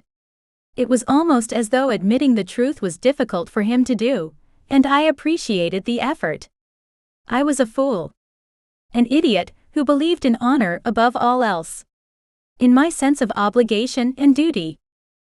It's okay, I started to say, uncomfortable with the way this conversation had turned. I didn't think it was my job to reassure him, but I also didn't want him stewing in guilt the whole time either. It's not okay, he said. I missed out on my family. My love. Okay, I was getting uncomfortable again. I reached for a joke and a fix. Well, as someone who has never been in love, I wouldn't know. So how about a TV show? He tilted his head to the side. What do you mean? I mean, would you like to see what I'm seeing? You mean look into your memories? He asked, his voice showing signs of excitement that I'd never heard. I nodded, searching in my memory bank for a good one. Yes. You want to hold my hand and share? I hadn't done it before, but I was sure I could. Can you project them into the air, do you think? He asked as he waved his fingers in front of him. I nodded. I'll try. I'd never attempted such a thing before, but if there was one thing that my mother had encouraged, it was to try any spell. Especially those that were challenging. I closed my eyes and reached inside myself for the incantation. My body tingled with warmth, as I felt the familiar swirl of magic settle over me. The words flowed from my lips as I pulled up the first memory I had, something light and fun. Something I hoped would make my father smile. Petals fell from a tree above my head. I was lying in the grass while my mom and sisters practiced magic in the field. She was telling them off, being strict and overly protective as usual. But I wasn't old enough to start practicing yet, so I just got to lie on the grass and play with the petals and luxuriate in peace. The serenity of our realm, while my sisters got into trouble. Again. Beautiful, my father said, whispering the word into the quiet room. I grinned, and began to search for a different one. Next was one of my favorite memories ever. Mother had begun to weaken, though she hadn't told us. As far as we knew, she was just tired, which was uncharacteristic but understandable. We didn't really question her, partly because we viewed her as this strong, unbreakable force, but also because she refused to allow us to question her in the first place. She'd allowed us to climb into her bed and cuddle, something she never tolerated. Something that should have hinted what was to come, but we didn't quite register it, maybe the way we should have. I was cuddled into her side, feeling her warmth, and she was telling stories and casting spells to create tiny fireworks in the air for us. You look so happy, Dad said. I frowned, searching for one more memory. I wanted to share another happiness, but the recollection that rose into my mind was the saddest day of my life. There was my mother pale and frail in her bed, my sisters sobbing, my terror. The house I'd grown up in crumbling around us. I shied away from the memory, clenching my teeth, ready to push it away. Sorry. You don't want to watch that. No. Please. Show me. When I hesitated, he added, it might help me when I try to bring her back, knowing exactly what she did to save her soul. Against my own wishes, I pushed on. I focused on what Dad would want to know. The strange words I heard as she was dying. The spell she cast. Unfortunately, my memory wasn't focused on Mother. I'd been too worried about the shaking of the ground beneath my feet. The loud crumbling sounds. The terror I saw in Bella's eyes. Ava grabbing us and casting a spell to save us. Mother disappearing like a ghost right before our eyes. When the memory was finally finished, I forced my eyes open. My father was sitting on the floor not far from me, his eyes filled with tears. I hadn't wanted him to be sad. My intention was to show him Mother, show how she was with us, bring a smile to his face. It seemed I completely bungled that. His pain made my heart clench and my breath catch in my throat. "I'm sorry," I muttered, running my fingers through my hair. I shouldn't have done it. Now, I'd made everything worse. He blinked rapidly and glanced to the side, focusing on the rug beneath me. "No. Never be sorry for sharing those memories," he insisted. "Every moment was beautiful, and I will cherish them forever. I thank you for sharing them with me. I know they're a personal part of you, and I will treasure the privilege you've bestowed upon me." Dad rose to his feet with ease and dusted himself off. "Thank you." I jumped up too, wriggling my right ankle and foot, which had fallen asleep. "For what?" I asked, trying to understand. "For sharing your life with me," he said, then seemed to gulp. "For sharing those moments. I wish I'd been there, Courtney. Truly." I smiled at him, feeling his guilt weigh heavy in the room. "You didn't know we even existed, Dad. You aren't to blame for this." I crossed my arms over my chest and grinned at him. "Don't worry. We all blamed Mom. We still did. For the choices she made for us and for him. None of it had been fair." He shook his head sadly. "I don't. I never did. She loved me and I loved her, and when she wanted to jump into a new world together, I hung back. I wouldn't trust my feelings and instead, I listened to the counsel. To my parents." He straightened suddenly, doing a button-up on his jacket, and looking taller than ever. "But no more. You were right, you know. The council doesn't deserve the power they have inherited. They are greedy and selfish and self-serving. Our people need a new council. They need a new High Warlock." "No. Dad." I couldn't imagine him stepping down. This role had been his whole life. "It's true," he said. "I wasn't elected. I was born into this role, as a puppet for the council. Well, no more." He lifted his hand and cupped my chin. "I promise you, Courtney. I will get to the bottom of this, and when it's all over, we'll be the family we were meant to be." I nodded because I couldn't respond in words. My heart was too full. Dad left and I ended up laying down again on my bed, silent tears streaming down my face. I'd never felt so raw, so broken and yet empowered. We were all on the same page now, which meant I had allies, and my mother would get the justice she deserved. Chapter 14. A letter arrived from Tavlor that had Dad and me running to get dressed and flying out the door. I had to reread it at least 3 times before I allowed myself to let the words sink in. To believe they were real. "I can't believe they found her," I said, grabbing my phone and shoving it into my satchel. My fingers shook with excitement, in a flurry of nervous energy. My palms were so slick with sweat that I nearly dropped it but managed to hold on until it slid my bag. Dad pulled on his robes in a hurry, flicking his collar out impatiently. He had a frown on his lips, almost like he wasn't sure what to believe at this point and refused to let himself hope. "Neither can I. Let's go make sure this isn't some kind of trick." "I don't think Tavlor would trick us," I said slowly. "I don't either," my father said. "But there's no shortage of people who would go out of their way to trick him." I pulled open the door and jumped through the portal to the first council checkpoint.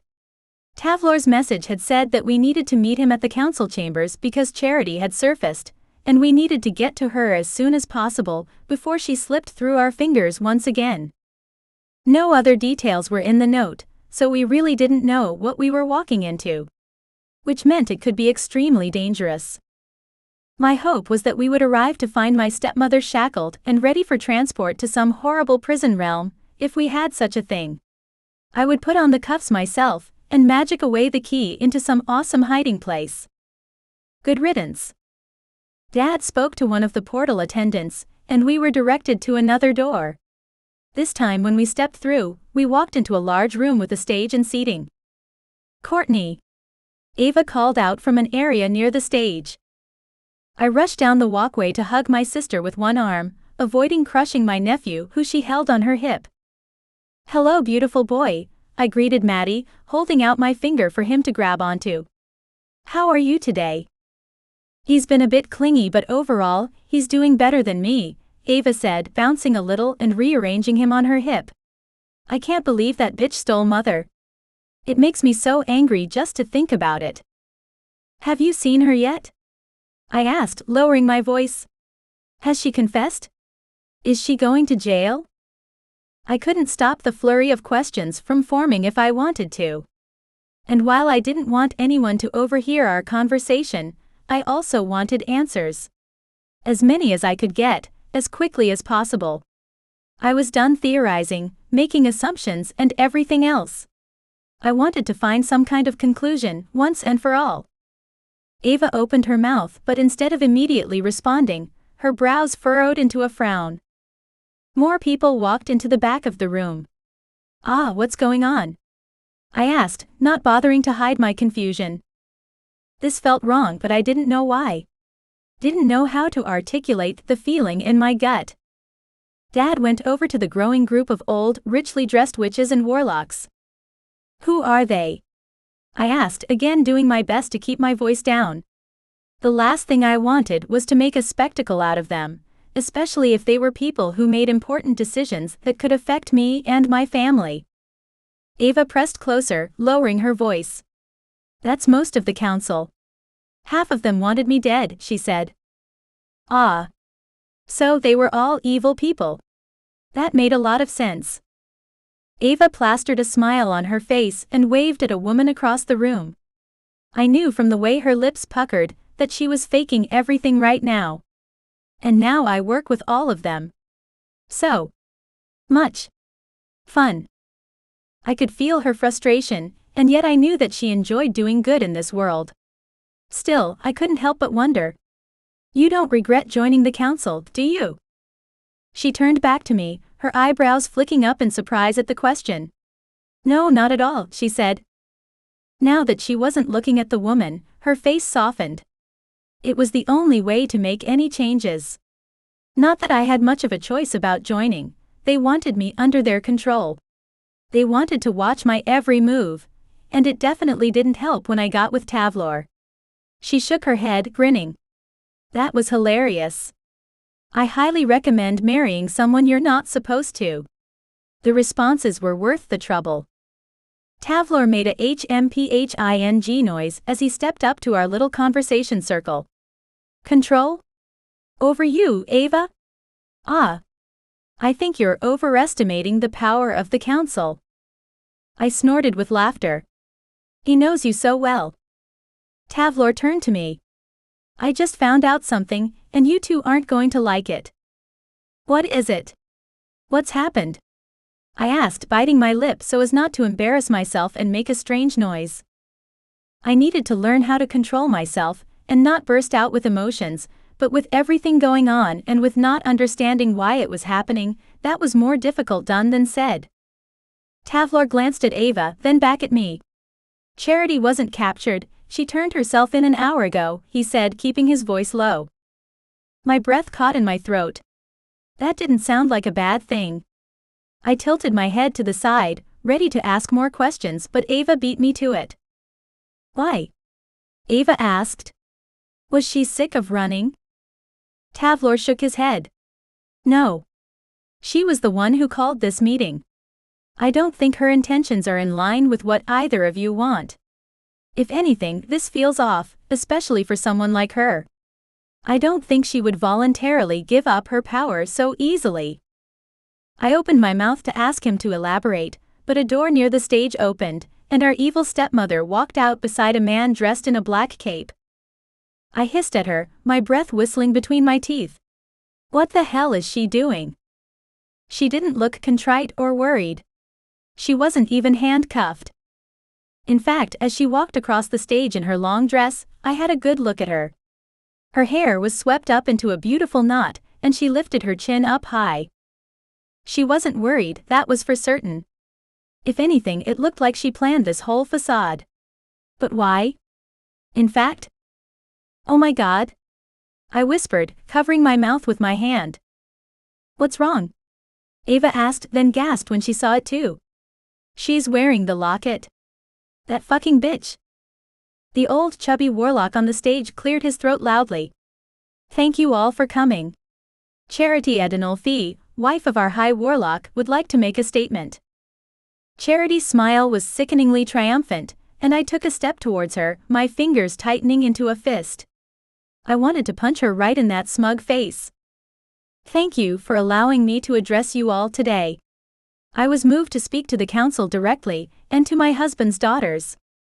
I owe you all an apology. She turned to look directly at us, and her smile fell, her eyes filling with tears. Oh, you conniving little. Ava, I am so sorry for what I did to you. I am ashamed of my behavior, and wish to beg for your forgiveness. My sister stared at the stage, then her gaze shifted to me, her eyes wide and worried. We both looked back at the stage, where the master manipulator was gulping audibly. Ava, would you forgive me? Allow me to come out of my confinement and join you in the magical realm again, she asked. It was fake. This was a show, and I couldn't believe more people didn't recognize it for what it was. She reached for the locket and held it in her hand, squeezing tightly. A threat. The others might not know what Charity was doing, but I did. So did Ava, judging by how tense she had gotten beside me. Hot anger punched me in the gut. That bitch. She was holding Mother ransom, and demanding something we simply could not give. What did she expect was going to happen? What point was she trying to prove? I didn't understand it, and yet, I didn't know what to do to fix this, to rectify the situation we were placed in. Father walked over to me, pressing so close I could feel the warmth of his presence at my side. It calmed me a bit, but were his hands tied? Or could he use his own power against Charity? Of course I forgive you, Charity, Ava said woodenly from beside me in the most forced, un-Ava-like voice I'd ever heard. But surely I can't release you from the sentence the council gave you. For trying to kill her. My jaw clenched tightly and I surged forward again, anger making my head throb as I lifted my arm to reach for her. My father's hand grabbed my arm and pulled me back against him. Don't do it. I heard the command in my head. Whether he'd spoken or not, I didn't know. I could barely think due to the emotions pumping through me. Anger and grief were hot spirals inside my heart. Charity's gaze turned on me. Courtney, we haven't met. I clamped down on my jaw. We'd met. She knew exactly who I was. She'd thrown me across the room with her magic when she'd broken into my father's apartment. But I hope very soon, we'll be able to spend more time together. She put on a soft, brave-looking smile, and I wanted to puke. I'd never met such a fake person before. This woman, this witch, she was behind everything. She'd tried to kill Ava, poisoned me. And for all we know, she'd orchestrated the attack on us at the library as well. She deserved a death sentence, not some cushy life in her private realm. Once again she squeezed the locket then let it go, my mother's jewelry shimmering gold against her black dress. Ava and I were both silent, though the thumping of my heart was loud inside my head. Charity looked at us and said, I've spoken to the council, and they know that I'm very sorry about my past behavior, and if you would grant me a pardon, they will excuse me. My father's hissed breath next to me indicated that he, the High Warlock and the most important member of the council, hadn't heard of the plan. Well? Charity asked, reaching for my mother's soul once more. What do you girls say? Chapter 15. Are you serious? I blurted out, then felt my father's fingers squeeze my arm. I knew he was warning me to keep quiet. I knew I should heed him, especially when we had an audience. Plus, I was pretty sure Charity wanted to see one of us lose it publicly. But I couldn't help myself. There was no way this could be real. I glared at him. How could he just let her get away with this? Why was he stopping me from asking questions for which we deserved answers? She can't be serious. There is no way. Charity turned her eyes on me. Courtney, I understand how much you must dislike me, but I swear I will never hurt any of you again, she said in a voice that grated on my nerves because of how fake it sounded. Could no one else hear it?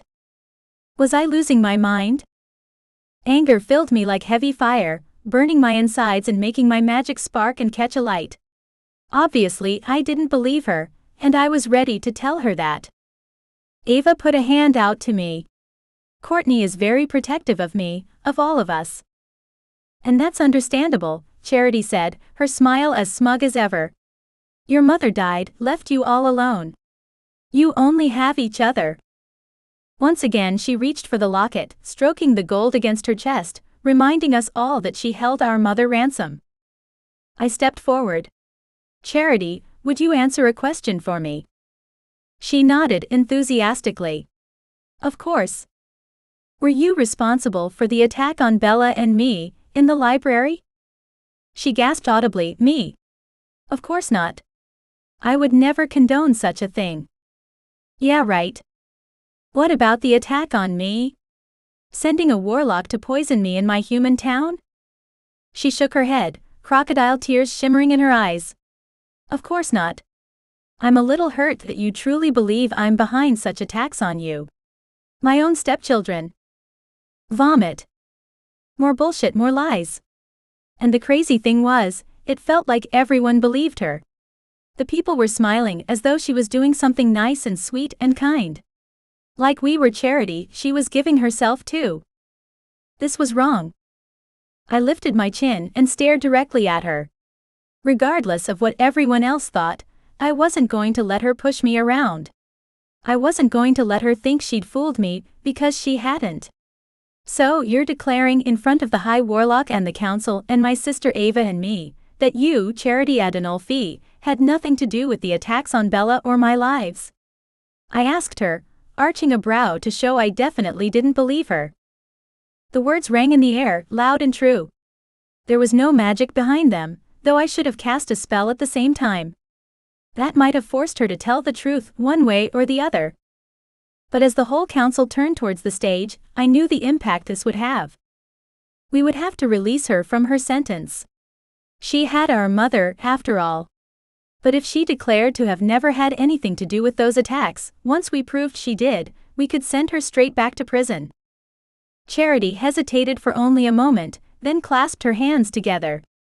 I promise you. It was not me. I was in my family's realm. How could I orchestrate such a plan? I narrowed my eyes at her, making it clear I didn't believe her. I'd seen her in my father's apartment.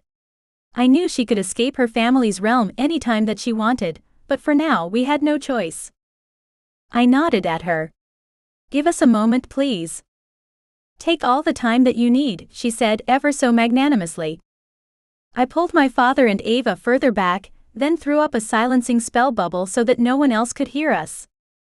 Ava's eyebrows flew up. Nicely done. I was just about to do the same thing. I shrugged. My magic has come back. I need to use it. Our father stepped closer to our huddle. What do you two want to do? We don't have a choice, I hissed at him. She has mother. I know, Ava declared, then sighed. But I'd much prefer to actually swap mother for her release. We can't do that in front of the council, and I doubt she'd do it either. My father interrupted our little girl chat. I might be able to organize a meeting for us. Though, I can't guarantee anything. We looked towards him. Do it. At this point, we didn't have a choice. The only thing that mattered was getting mother back to us as safely as possible. As much as I wanted to deal with Charity and what she had done to our family, I knew we couldn't act yet until we had a good reason to. And until we had mother back. It was the only thing keeping her safe, and she knew it. Charity was a lot of terrible things, but unfortunately she wasn't an idiot. I pulled back the bubble and walked back towards the stage. The council had gathered closer, watching our every move. Ava and I stood behind our father, reluctantly. Every part of me wanted to run up to Charity and rip my mother's necklace right off her throat. My daughters would like to offer their thanks for your offer, Charity, he said. However, I would also like to speak to you about a certain matter. It is private and not for the council's ears. May we step into a silence box for a moment? It won't take long. Charity's eyes narrowed for the first time, and I could see that she wanted to say no. But the councilman who'd brought her in turned to her and said, "I think that would be a good idea, Charity. Perhaps if you can convince Matlock of your good intentions, you can step back into the role of High Witch, and we can welcome you back to the council." My father's gasp hissed through his teeth. Another counter move by the council that we had not expected. My father nodded and walked up to the stage. "Perhaps we can step out into the council offices?" Charity nodded and lifted her chin. We watched Dad walk towards a door off to the side, then look back at us and gesture that we should follow. "Come on through, girls." I glanced at Ava, and we scurried after him. He held the door open for us, and we walked inside. The room was small, with only a desk and 2 chairs. I could sense the protective magic. This room had silence guards and something else I couldn't identify. When Charity walked through, my father followed and closed the door behind him. Her pretenses dropped the moment the door shut behind us, which didn't surprise me at all. "Well played," she cackled, grinning at our father. Her eyes reminded me of a snake's, sly and clever and arrogant. She thought she'd won something. I wished the council could see her for what she really was, but now wasn't the time. But don't think I brought the real locket with me. Your precious Genevieve is safe and sound, somewhere you will never find her.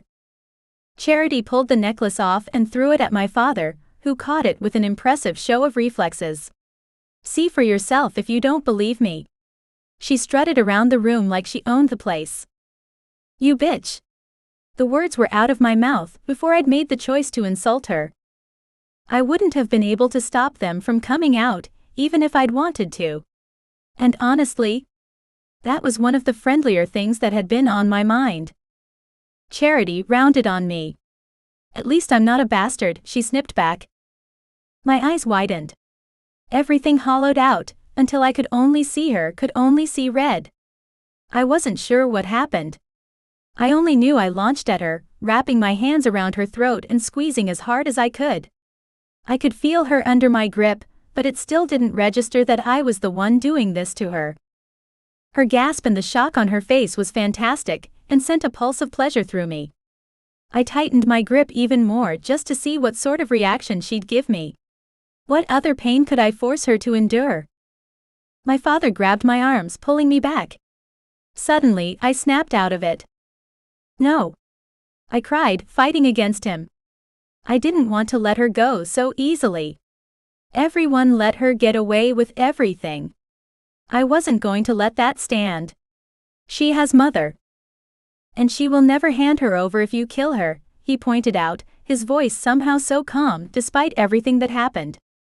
His reasoning was sound, but that didn't stop me from being angry at him. "Just get off me." I shrugged him off and walked as far away from them as I could get, which in the tiny room wasn't far. "I apologize for my daughter," Dad said. "She's been very unwell and wasn't thinking clearly."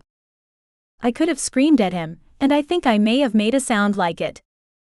"You will pay for that, Courtney," Charity hissed at me, rubbing at her reddened throat. I threw my hands up in the air, not even for one moment sorry for what I'd done. "This is my mother, Charity. My mother. Do you have one of those? Can you empathize for even a single moment about what it must be like for us? We grew up in a realm, never knowing who our father was.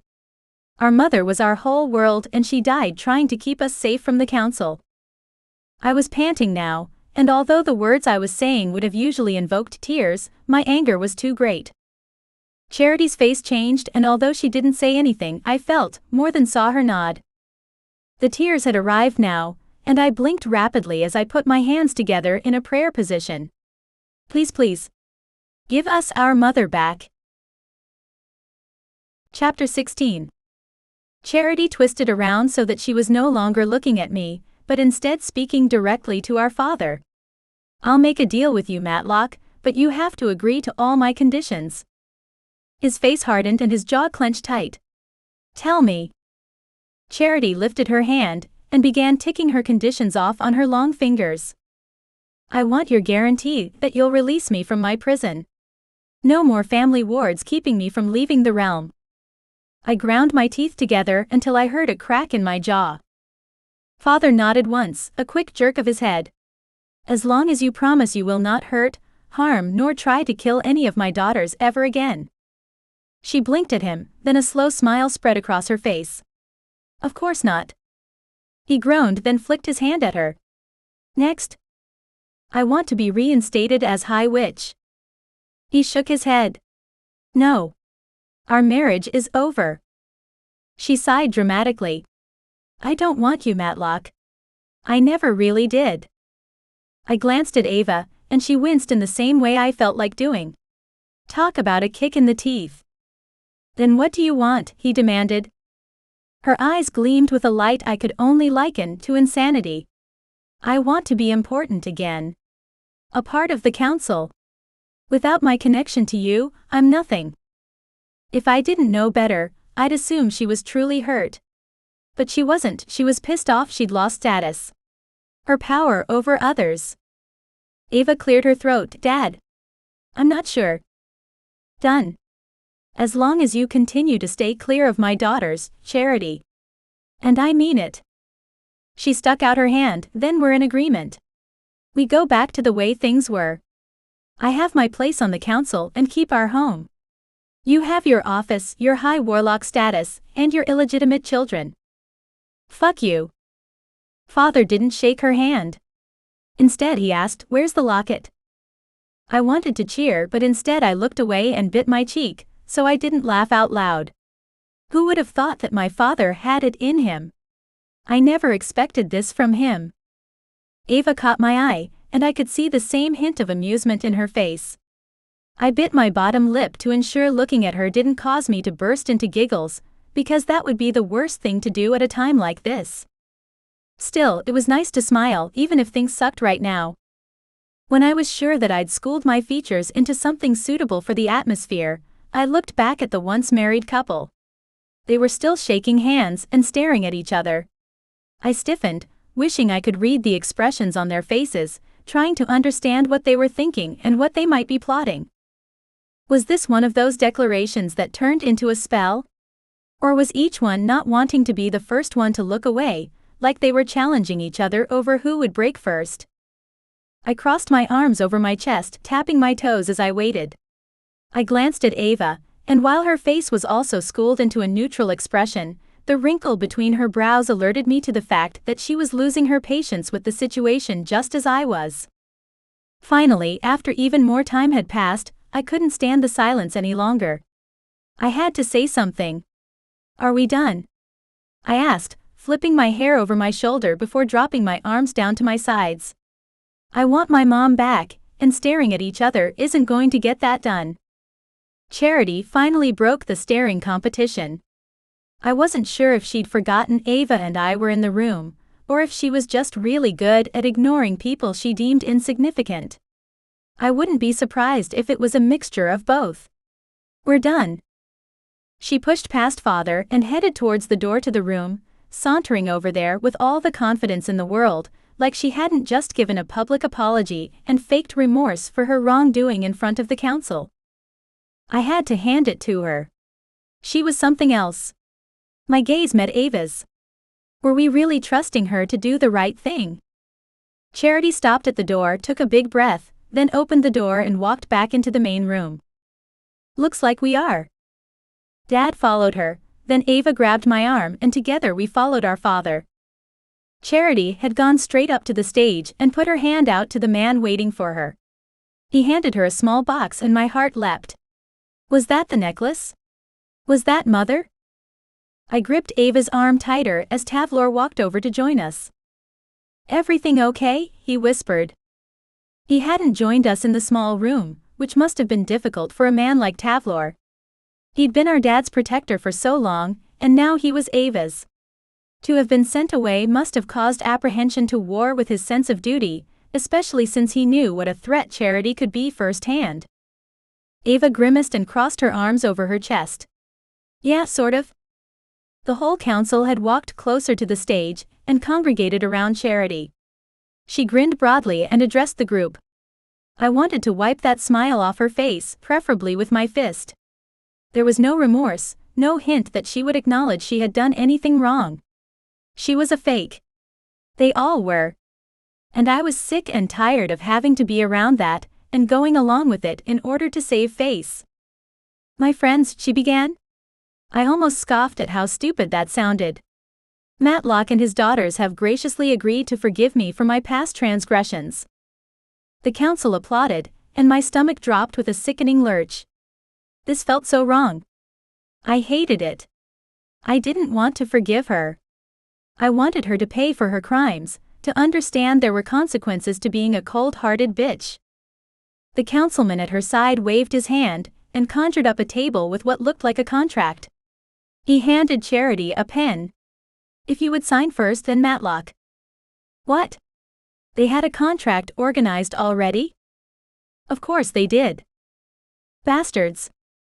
I wouldn't be surprised if Charity had planned the whole thing out exactly like this. Charity sighed happily, and made a big show of reading over the pages that I was sure she'd written herself. Once she'd signed, she handed Dad the pen. He took it, then held out his hand and waited. With the council watching, I wasn't sure if she would do what he wanted. But she surprised me when she turned to the councilman and took the box. Then smiled as she presented it to my father. The jewelry I promised you could give your daughter. I know you wanted it for Ava, because of its importance to your family. Good cover story. Dad took the box, flicked it open, then reached into the box and touched it gently. He swayed on his feet, as though a wave of relief washed over him. I glanced at Ava, a little worried. What if they'd spelled the locket to kill Dad when he touched it or something? But he snapped out of the strangeness quickly, closing the box and slipping it into his pocket. Thank you, Charity. He ran his eyes over the contract, and made a note with the pen at the bottom. I added the addendum that we agreed upon, Charity. Is that written to your satisfaction? Charity stepped closer and looked over his shoulder, then smiled. Of course. Father signed the contract, then Charity clapped her hands and clicked her fingers. The contract disappeared. Why did my stomach drop, like I was on some sort of human roller coaster? It felt like we'd just gone over a steep cliff and were plunging for the bottom. I gaped at her. We were so going to regret this. I could already tell. She'd done something wrong, though what that was I couldn't be sure. I just knew that if it had anything to do with Charity, it couldn't be good. I have so many things to do, Charity said, heading for the edge of the stage and greeting the council members who were giving her their congratulations. I glared after her, trembling with the need to run after her and beat her to a pulp. She didn't deserve our forgiveness, and she certainly didn't deserve to be free. Come on.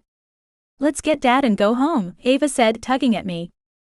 I mustn't have been doing a good job of hiding the hatred on my face. Ava must have seen it, and wanted me to leave before I said something I would regret. I nodded and shook myself, reaching for my bracelet charm, then dropping it. I wanted to speak to Shadow. To Harry. He always seemed to be able to calm me down, and at this moment in time, I needed a stiff drink. Dad was walking towards us, his face pale. Are you okay? I asked him. It occurred to me when you were touching the locket, that they might have tampered with it. Dad lifted the necklace out of the box and slid it on over his head. Tavlor caught my eye and nodded. She's right, Matlock. Perhaps you should have waited before putting it on. Dad ignored us both, which wasn't like him at all. I frowned at him. Dad, are you sure that's safe? He nodded and spoke as though we hadn't said anything. We need to go home. Come on. He walked off and I stared after him. Ava grabbed my arm and tugged me after him. I leaned towards her to whisper. Is he weird or is it just me? I think he just wants to get home before speaking to her. You know what I mean? I shook my head. Not really. Unlike Ava and my dad, I'd only worn the necklace for about 10 minutes. Just long enough to have one conversation with my mom. Ava had worn it for almost a year before giving it to Dad, and he'd had it for even longer than Ava had now.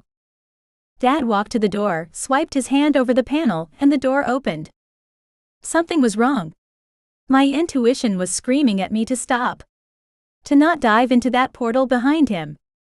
Charity had given the locket up too easily. This wasn't right. Ava.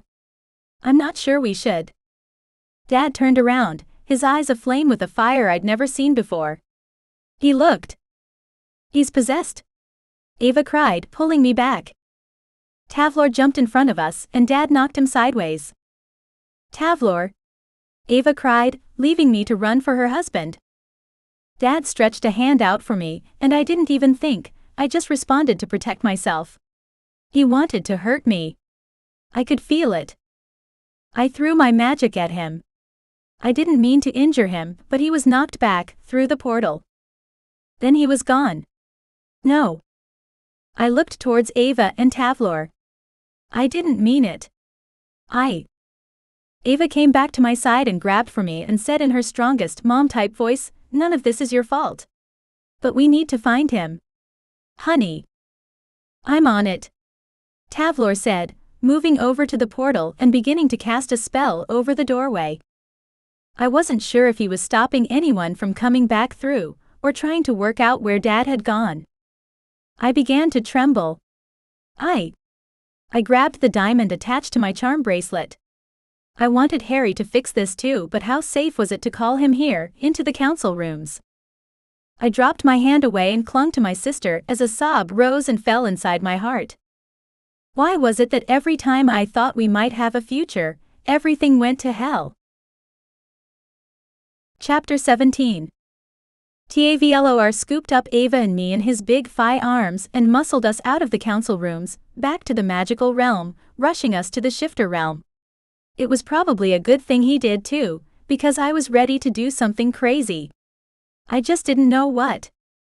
My reactions kept coming to me in the moment. I needed to do a better job of thinking before I embarked on any particular action, I knew that. But I was a work in progress, and I couldn't control myself right now with everything going the way it was. To hell. Luckily, Taylor seemed to have a cool head, because he knew exactly where to take us. That might help calm me down at least. My chest was tight and I couldn't breathe. My fingers shook no matter how many times I flexed them. I was trying to rid myself of the uncontrollable response to what was going on. I was on the edge of a panic attack, I could feel it. My hands were sweaty, and at the edges of my vision, I was beginning to see stars. I needed something to ground me before I lost myself completely. Ava grabbed my arm and shook me, stepping in front of me and forcing me to look her in the eyes. "Courtney. Breathe." I sucked in a breath, forcing the darkness back. Somehow, even through the echoes ringing in my ears, I could hear her voice. I could obey her instructions. The next breath was just as painful as the first, but I didn't stop. Ava lifted her hand and banged on Bella's front door. I hope she's home and hasn't gone shopping or something. Our sister Bella answered her door with Maddie on her hip, looking all the world like the natural mother that she professed not to be. She greeted us with a smile which soon dropped off her face. "Hey, oh my God. What's happened?" A lump in my throat appeared out of nowhere, and even though I really wanted to tell her what had happened, I couldn't get the words out. "Oh Bella. We." She stepped right back and waved at us. Come in. Come in." I forced my legs to move as I staggered inside Bella's little house. I glanced around, waiting for the emergence of a familiar mop of brown hair and a charming smile. Is Christian here? My brain had switched to stupid small talk, while inside my heart everything was breaking. It was easier to pretend, in this moment, that we could talk about our lives without mentioning what had happened. I knew we'd tell Bella the truth momentarily, but we didn't have to do it right this second. "No. He's with the guys building houses." "Do you want me to get him?" she asked, arching a brow. I shook my head quickly, causing the muscle in my neck to strain. No. Was just asking." Maddie squealed as he launched himself at his parents. Ava grabbed him and planted kisses all over his face before Tavlor scooped him up into his arms and embraced him. I lowered myself carefully onto the couch and turned towards my sisters. My breathing was still steady, though I still had to count in my head. Inhale for 4, exhale for 6. Anything to regulate my heart and slow me down. I needed to get rid of the prickling anxiety that had permeated through my body, despite being somewhere safe. Bella sat on the chair opposite me, and Ava perched on the couch beside me, waving her hands over the coffee table and conjuring up a bottle of wine and 4 glasses. Probably a good thing, because I knew I needed something strong in my system. Really? Bella asked, is it that bad? I nodded, not trusting myself to pour the bottle. I used magic to get the wine into the glasses. Then I picked my goblet up and took a big gulp. Yep. It is. Ava gave Bella a quick rundown on everything that happened, while I drank the rich red wine and conjured up some cheese and crackers. My stomach was a mess and I wanted chocolate. Now. Bella's eyes got wider and her gasps got louder until finally she groaned and spat out, "That fucking bitch." I pointed at her, shocked at her language and yet so proud that we were so similar. I broke out into a grin, feeling the prickle of anxiety start to dissolve, all because of my older sister's outburst. Exactly how I'm feeling, I said, lifting my glass of wine in her direction. Bella got to her feet and started to walk around the room, growling and talking to herself, I thought, since her words were pretty rhetorical. How could she do that? I can't believe the council bought into her bullshit. That bitch. She took Mother, then blackmailed you 3, then poisoned Father too. When will we stop trusting her? I sat back and watched Bella have a mini fight with herself. These were all points that had filtered through my head at one point or another throughout the day, and my frustration only mounted because I couldn't come up with any answer that would satisfy me. Her words calmed me though, knowing that Bella had taken over being angry and I could breathe for a moment. I took a sip of wine. My heartbeat was almost back to normal, and my fingers weren't shaking any longer. When Bella turned to us, her fists had tightened with anger. I glanced at Ava to see if she was as amused as I was to see our little bookworm sister so enraged. Judging by the pressed lips and the flared nostrils, she was. It was like she was doing everything in her power to hold back. I can't believe Dad trusted her to do the right thing, Bella said. I filled the wine bottle once more with magic and poured myself another glass. I agree with you. I was surprised when he put the necklace straight on, but he'd probably missed her. Ava nodded. He would have. Wearing the necklace for a prolonged time is strange, in a way. But you get used to having someone to talk to. A literal voice in your head. It's comforting. I sighed and leaned back against the back of the couch. Yeah. And I suppose for him, it would be like having her back in his life. Tavlor walked over to our group and put Maddie on the rug, where he sat and clapped to himself. Here, hun, Ava said, handing her husband a glass of wine. How are you doing? I'm angry, Tavlor said.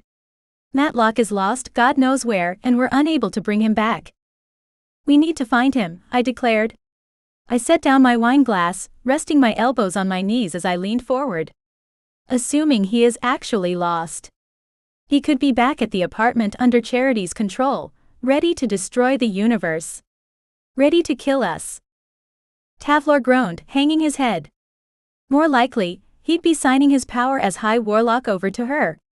Oh my God. He stiffened at the thought. Ava stood straight up, her eyes as wide as dinner plates. She wouldn't do that. He can't do that, surely.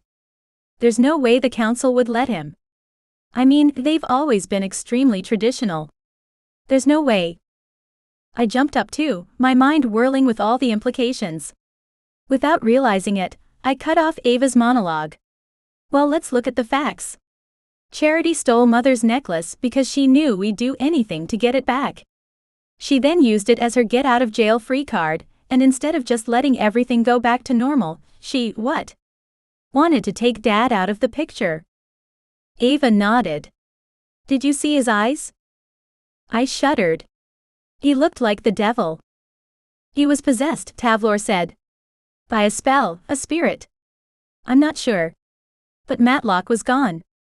The one we've come to know, the one who'll defend us against Charity and the council? He was no longer there. I wrapped my arms around my chest, feeling it crack at the thought of my father being unreachable. I've never seen anything like it. And you shouldn't have. Tavlor said. Those spells are outlawed. Whoever cast it was a dark witch or warlock. I'd never really heard of such a thing, but it didn't really need a definition attached. I was pretty sure it was self-explanatory. So what do we do? I asked them. 3 of the most amazing people I knew. The silence was deafening. Well, Tavlor, come on, surely you can pull some sort of phi magic together? We have to find him. My mind wandered to the shadow once more. Was I really thinking about him all the time? Or was his bracelet having some sort of subconscious programming on me? Tavlor tapped his finger against his top lip. I could speak to an elder. And I'll start researching, Bella said, running for her bookcase. Ava dove for her son, who'd done a great job of getting up on his knees and had managed to reach the wine bottle. My sister was busy enough. I'll enlist Harry's help, I announced. He seems to know people in all the back alleys and dark places. Maybe he'll know who did this to Dad. Ava hauled her son up into her arms. I'll do what I can within the council. Do we want anyone else knowing that he's gone? I shook my head. No. I don't think so. Tavlor agreed. There was no one left in the room when it happened, and I don't think Charity should know her plan worked. So Ava, perhaps you should pretend he is unwell or looking after Maddie? She nodded, her face taking on the determined look that I knew so well. Let me take care of that. You guys just find out where Dad is and bring him home. Chapter 18. Finding Dad sounded like an easy plan, but I knew it was going to be harder than anything I'd done so far. He disappeared with a demon, or whatever inside of him, and we didn't even know where to start looking. Whoever had done this took great care and consideration. Dad was the High Warlock after all. His power was immense. Something had to give soon, surely. I couldn't just write off how impossible this was, because there had to be a way. Just like there had to be a way to get Mother back as well. I closed my eyes, trying to calm my nerves. I ran my fingers through my hair, but no matter how hard I tried to focus, I couldn't figure out what the first step was to make a move and find my father. But I knew who to ask. When I got back to my dad's office apartment, I searched for Dad, but he wasn't there. Of course. I tried not to read into that too much either. Not that I'd been stupid enough to think he'd be sitting on the couch drinking his tea, but a part of me had truly hoped, when I first opened the main door. Hoped with all my heart that he'd be there. Which made the disappointment so much stronger when he wasn't. I forced myself to push the unwanted and unhelpful emotion away. I had to slow down, or I wasn't going to do this the right way. I took a moment to breathe, made myself a coffee, then took hold of the diamond and spoke the magic word. Harry. The main reason I'd come back to the apartment was because I needed to speak to Harry alone, and thanks to the fact that he'd helped me here before, he knew the way. There shouldn't be any barriers prohibiting him from coming to see me. Plus, the office was in a private realm and protected by all sorts of magic. No one would hear our conversation. Something tingled along my spine. Unknowing. Intuition, maybe? I glanced towards the door. He was here. I walked over to the door to open it, unsure whether Harry would actually make it on his own through Dad and Tavlor's protective wards. There was a knock and I jumped back, surprised he'd gotten that close without me helping him. I nearly rushed, ready to throw it open and usher him inside, ready to pepper him with questions that had been building on my tongue since we first found Father gone. But what if it's not him? Are you sure it is? I stopped. The thoughts in my head made a valid point, unfortunately. I could be wrong. What if it was one of Charity's minions, come to finish me off? Now that my father was gone, I wouldn't put it past her. She was probably arrogant enough to think she could get away with something like that, and unfortunately, she might have the power to do so. I forced myself to refrain from doing anything I might regret. Instead of opening the door without even checking who it was, I called out, "Hello." Silence, then a quiet voice said through the wooden panel, "You called?" I couldn't help the smile that lifted my lips when I heard his voice. It was him. Not only did it sound like him, the fact also that he knew I'd called for him was enough for me to trust that it truly was Harry. I pulled open the door, the first whisper of relief from the pain coming from seeing him. And for that, I was grateful to him. I did. "Thanks for coming." I hoped he understood I meant every word. He walked in, filling up the space in the apartment office with his energy, something I still wasn't used to. Strangely, it comforted me. I would rather be wrapped up in him than festering in my thoughts, doubts, and fears. I didn't know what it was about Harry specifically that did it, but he was big. He took up more space than he physically should. Maybe it was his magic? He was powerful to have constructed the bracelet, and everything it could do. And as the son of council members, he had skills, surely? "Do you want a coffee?" I asked, gesturing to my cappuccino. I was pretty sure he could make his own if he wanted to, but since I was the unofficial hostess, I needed to ask. "I'm all good," he said, waving his hand a little. "Tell me what's happened. You seem sad." He tilted his head to the side, narrowing his eyes slightly as he studied me. I froze under his stare, trying not to react to it. Warmth filled my body, but also awareness. What exactly did he see when he looked at me? I almost didn't want to know. The fact that he could sense my sadness made something flutter near my heart that I quickly squashed and pushed to the side.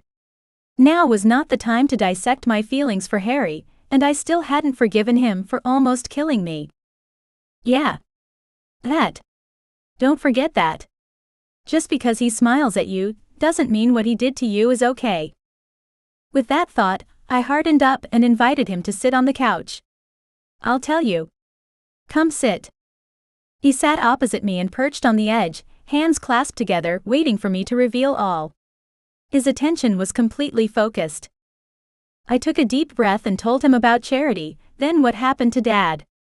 I hoped he didn't hear the crack in my voice, the way I had to clear my throat a couple of times to ensure I didn't start crying. That was the last thing I wanted to do in front of Harry. He blinked twice. He seemed shocked in his strange, understated way. "You haven't heard about any of this yet?" I asked, surprised the council hadn't leaked some of the info. He shook his head. "I haven't. But I'm sure the council will announce the changes soon.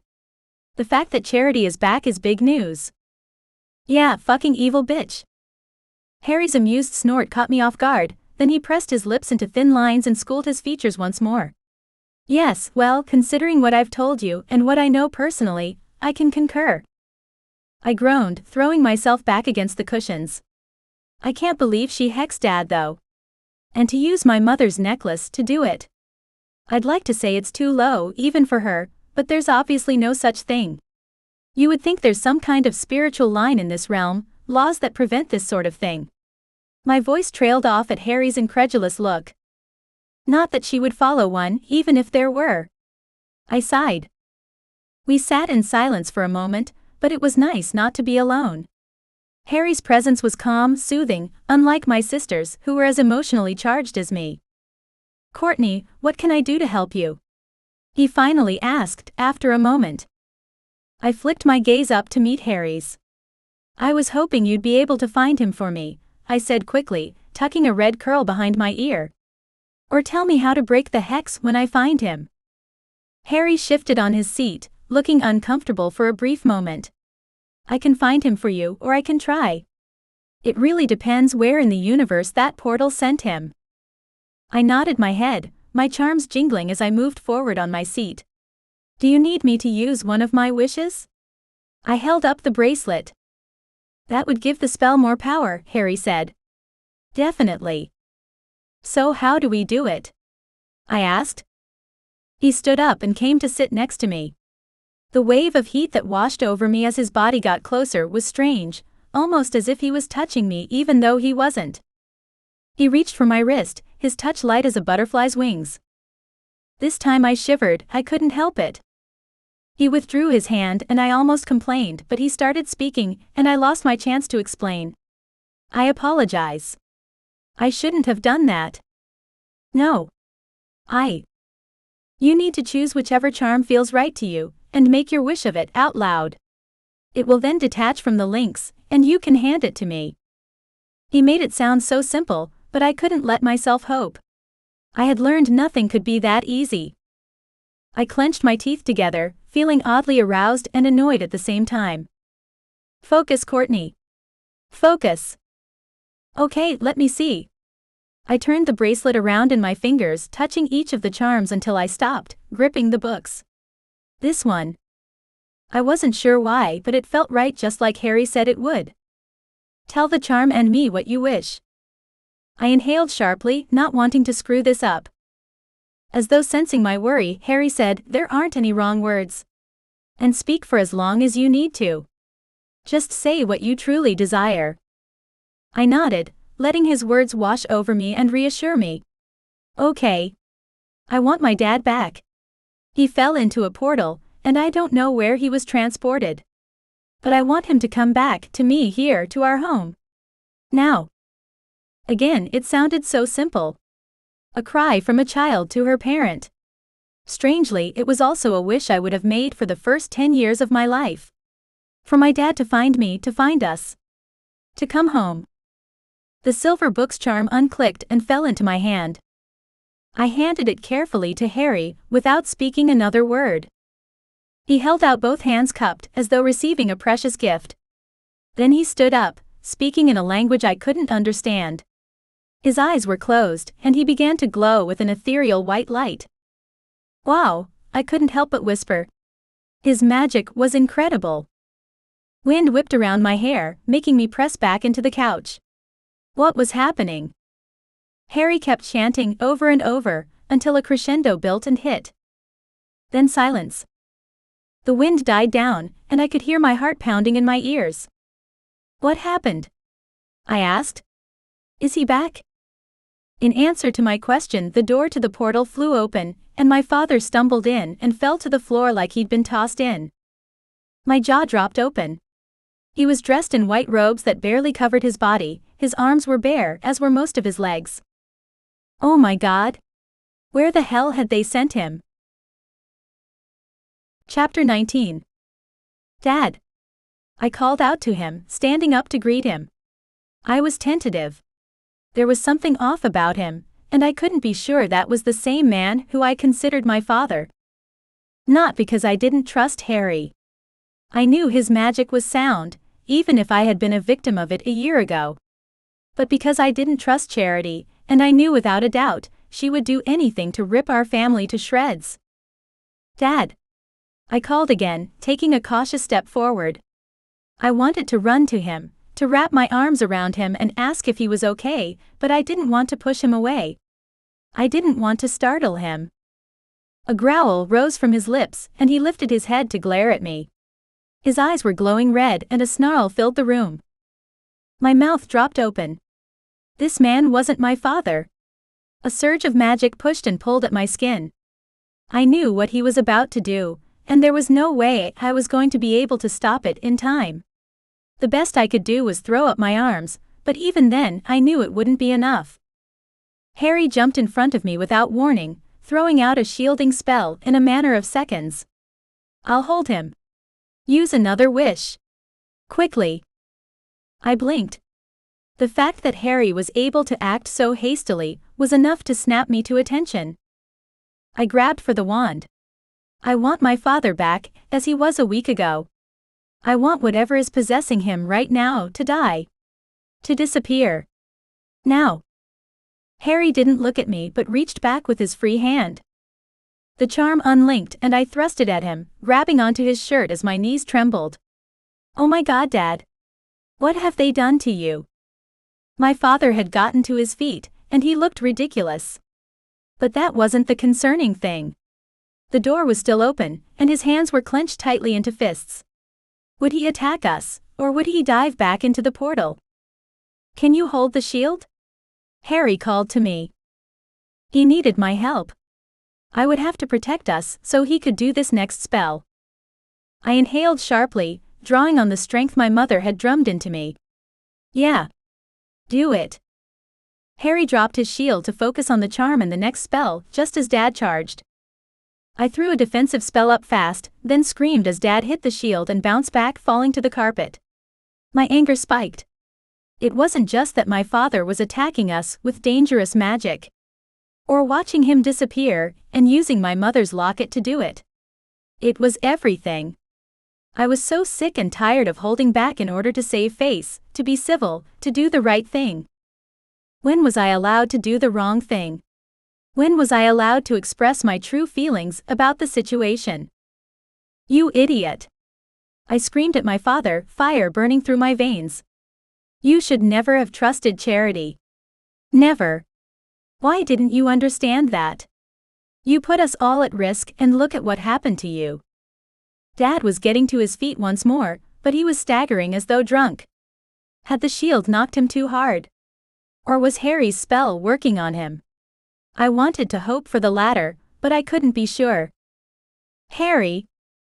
It was hard, but I wanted to trust him. Despite everything he had done to me, I wanted to believe in him, in his magic, in the fact that he wanted to make things right. And maybe that was naive of me, but it was the truth. Harry was speaking to his cupped hands with his eyes closed, casting his spell. I had both hands out, magicking up a shield so that the demon inside my father didn't attack us.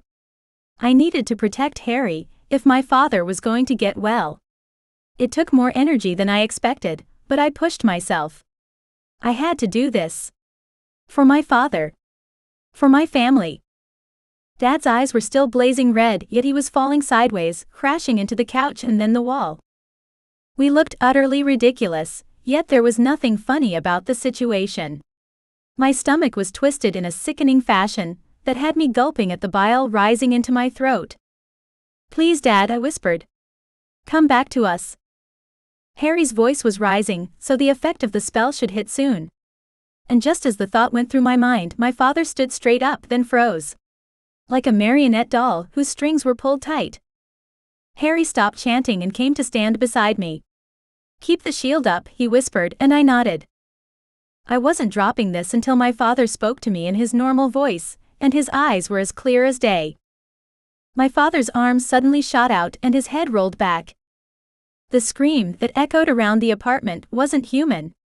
It hit me like a needle to the brain, and I started to crumble. I wanted to go to him. That same instinct from before that wanted to make sure he was okay, caused my body to tremble. Don't drop the shield, Harry yelled, just before he cupped his hands over my ears. I stared up at him, his eyes closed and his face grimacing in pain as he kept his ears exposed to the sound. I felt his sacrifice with the keenness of a punch to the gut. I needed to do something, anything. I couldn't let him down.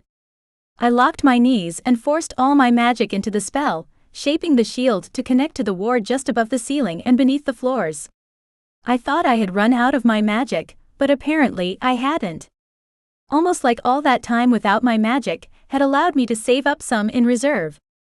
Nothing would get past me now. I wouldn't let anything hurt me or Harry. But my dad was another story. He was still shrieking like a demonic cat, and red steam was now gushing out of his mouth. The sound was getting worse, and Harry was beginning to stumble. So to stop him from falling, I pressed closer to him, taking some of his weight against my body, and he pushed his palms tighter to my ears, blocking the sound out even more. I held on and held on, sweat beading on my forehead and running down my back. And just when I didn't think I could take a second more, when my arms were burning and Harry was falling on me, the shrieking stopped. I dropped my arms and with them, the shielding spell. Harry was still falling on me, and I had to push him up and shake him a little. He was passing out. Harry! Harry! Are you okay? His eyes rolled in his head, then he slowly straightened and took his weight back on his feet. When he saw how close we were, his pupils dilated, then he staggered backwards. I'm sorry. I don't know what happened. I opened my mouth to reply, but then there was a massive thump. Oh my God. I ran for my dad, who'd fainted dead away, flat on his back on the floor. I collapsed onto my knees next to him, putting my hands on his chest and shaking him. Dad! Wake up! Dad! Panic descended and I began to shake. Is he breathing? I looked up at Harry, who was standing on the other side of Dad's body. Can you? Harry dropped to his knees and put his fingers to Dad's throat and waited. I could hear my own heart thumping away, pumping blood to the rest of my body, but was my father's heart still beating? I held my breath. Waited. Harry looked straight at me. There's no pulse. Harry got up on his knees and began CPR, pushing his hands against Dad's chest, forcing the blood around his body. I got to my feet. No. This wasn't right. He had to be mistaken. What do I do? My wish was to have my father back the way he was 2 weeks ago. Did I say something wrong? Harry stopped chest compressions to blow air into my father's mouth, then continued CPR. No. Your wish wasn't the problem. The possession was obviously well ingrained. So what? I demanded. The demon took his fucking soul. How do we get it back? Harry did another mouth-to-mouth, then came up again. His soul is still in there. The possession just stopped his heart.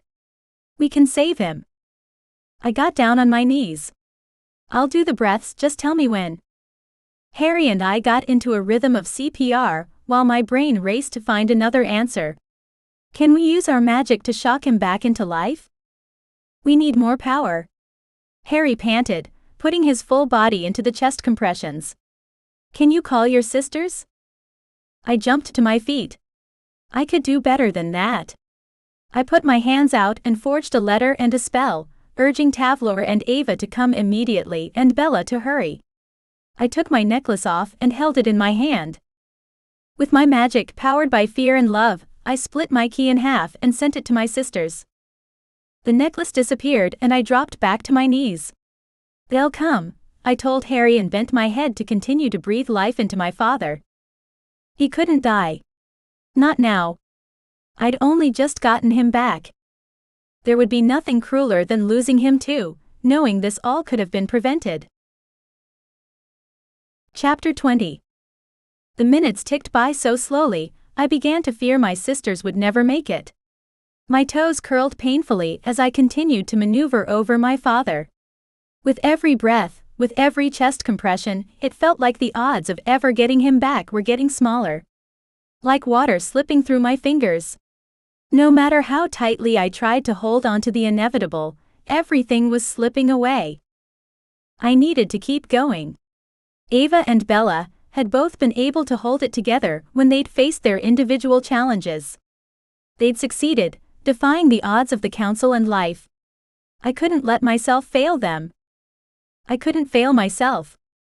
I blew another breath into my dying father's body, as a tear trickled down my face. No.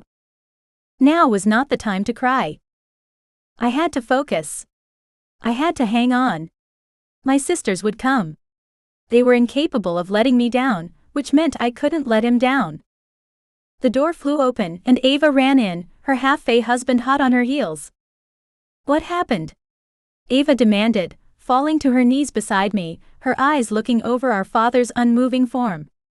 And what the hell is he wearing? I'd forgotten about his weird-ass angel sex slave get-up. Take over from Harry. I elbowed her in the side. He's getting tired. I'm not, Harry said, shaking his head.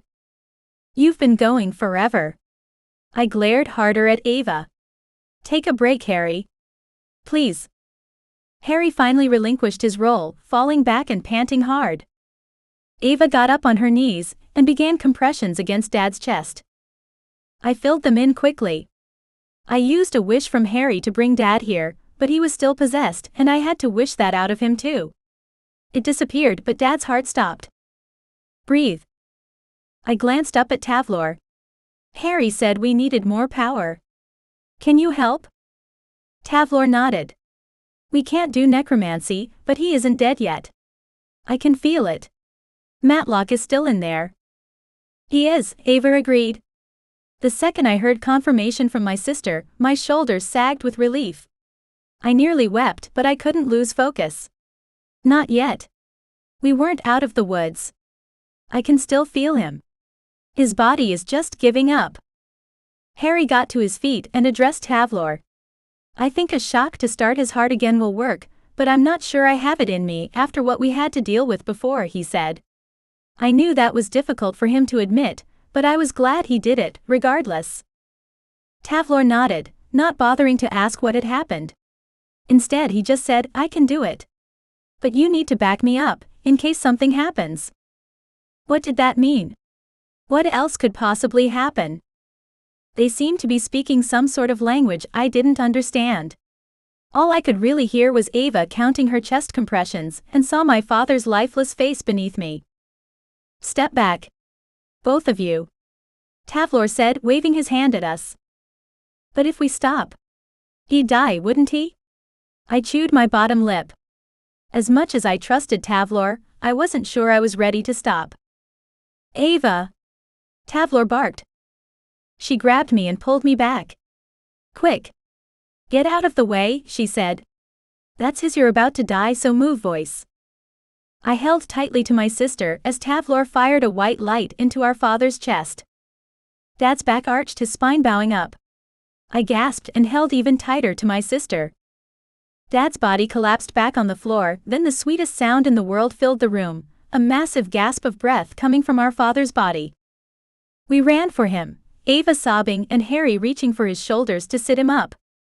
Careful, careful, I urged him. Tavlor joined us, and there we were, all of us sitting on the floor staring at my father. Dad! I called out as he rolled his head from side to side, swallowing hard and gasping for air. For a moment fear pulsed through me. What if he opened his eyes and that red demon was still here, the one that didn't recognize me, the one that attacked without thinking? I glanced at Harry, holding my breath. It was only when he nodded once did I finally blow out a shaky breath and give myself permission to hope. Just a little. Somehow I knew he was ready for the same thing I was. And I didn't know how Dad's body would cope with another spell. What happened?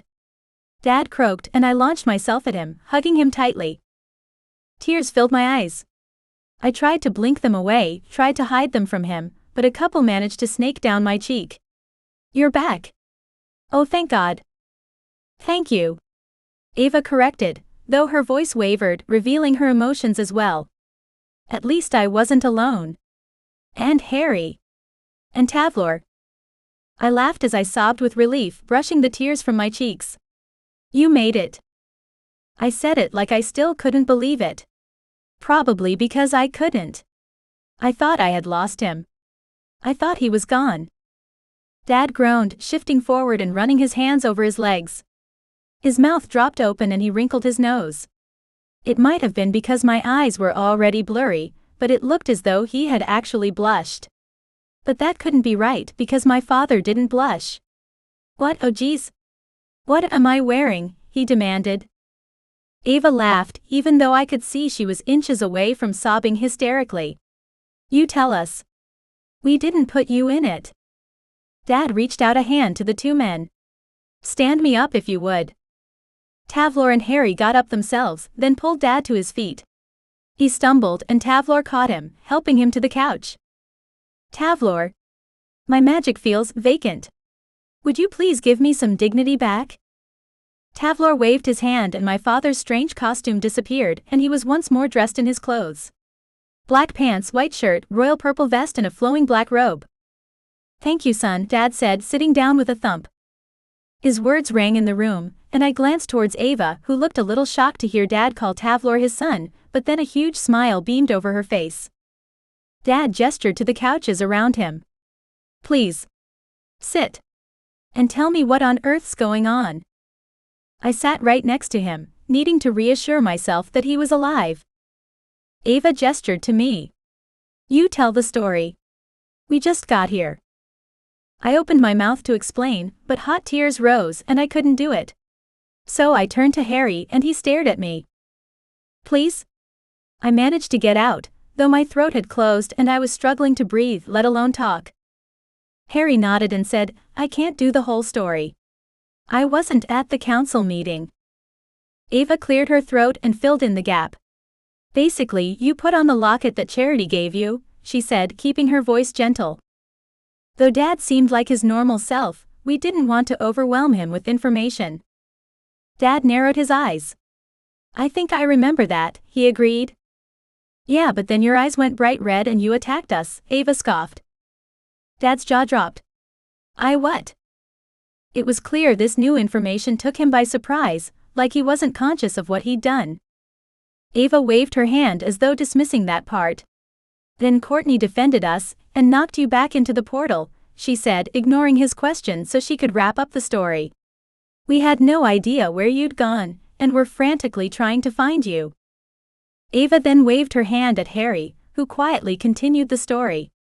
I gave Courtney a bracelet that I created with help from Oliver.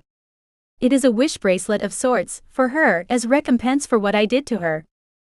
Everyone was listening intently now, and I couldn't stop the heated blush that spread up my neck.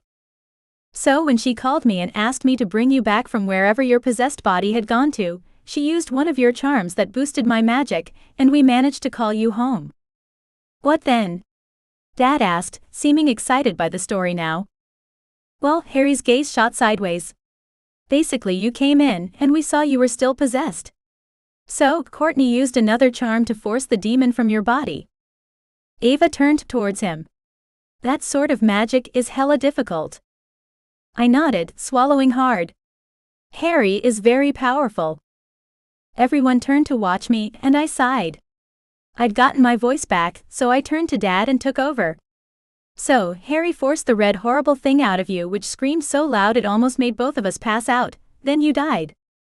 The words weren't strong enough to explain the pain I'd felt in that moment, but as I went over them in my head once more, I realized they conveyed enough of a message. Dad shifted in his chair, adjusting his coat. I died. I nodded. Your heart stopped. We did CPR and called for help. Speaking of. I glanced around. Where's Bella? I called her too. That was genius, by the way, Ava said, sending us the necklace that let us come straight here. Tavlor cleared his throat. I got Bella's note. And I got mine. Ava said, shrugging. I sighed. Well, it was one of the most stressful moments of my life, so I suppose screwing up on that bit isn't too bad, I murmured, running my fingers through my hair. My body was still tense even though I could relax. Father was okay. We were all safe. For now. But how long would that stay? Not at all, Tavlor reassured me. It meant I could easily follow also, and that was fantastic actually. Who brought me back? Dad asked, glancing between us. Tavlor raised his hand. I did, but it was nothing, he said, dismissing his own contribution. I wanted to roll my eyes. Sometimes the half-fae was too humble. If these two hadn't kept your heart beating all that time, there would have been nothing to save. Harry glanced at me, then back at Dad. I would have tried to restart your heart, but the demon drained my magic. He let his voice trail off, but it was clear he was upset with himself for this. My dad stood up and held his hand out to Harry. Don't apologize for anything, Harry. I owe you my life. Thank you. Harry stood up and shook Dad's hand. It was my pleasure, hi Warlock. He nodded his head once in some kind of bow. Dad turned to me and held open his arms. This time I didn't hold myself back. I didn't think I'd be able to, even if I tried. I jumped up and flew into them, then Ava joined us in a big Adonolfi embrace. We were only missing Bella, but she was here in spirit. When the tears stopped flowing, I stepped back and looked at my sister. The sadness and shock were seeping away, and I could feel only one thing. You know what we have to do now? I asked her, my voice going hard despite the sentimental moment. Ava nodded. Yes. Get Mom back and make that bitch pay. The end of Courtney's first story. Continue the saga in Throne of the Council, up for pre-order now, here.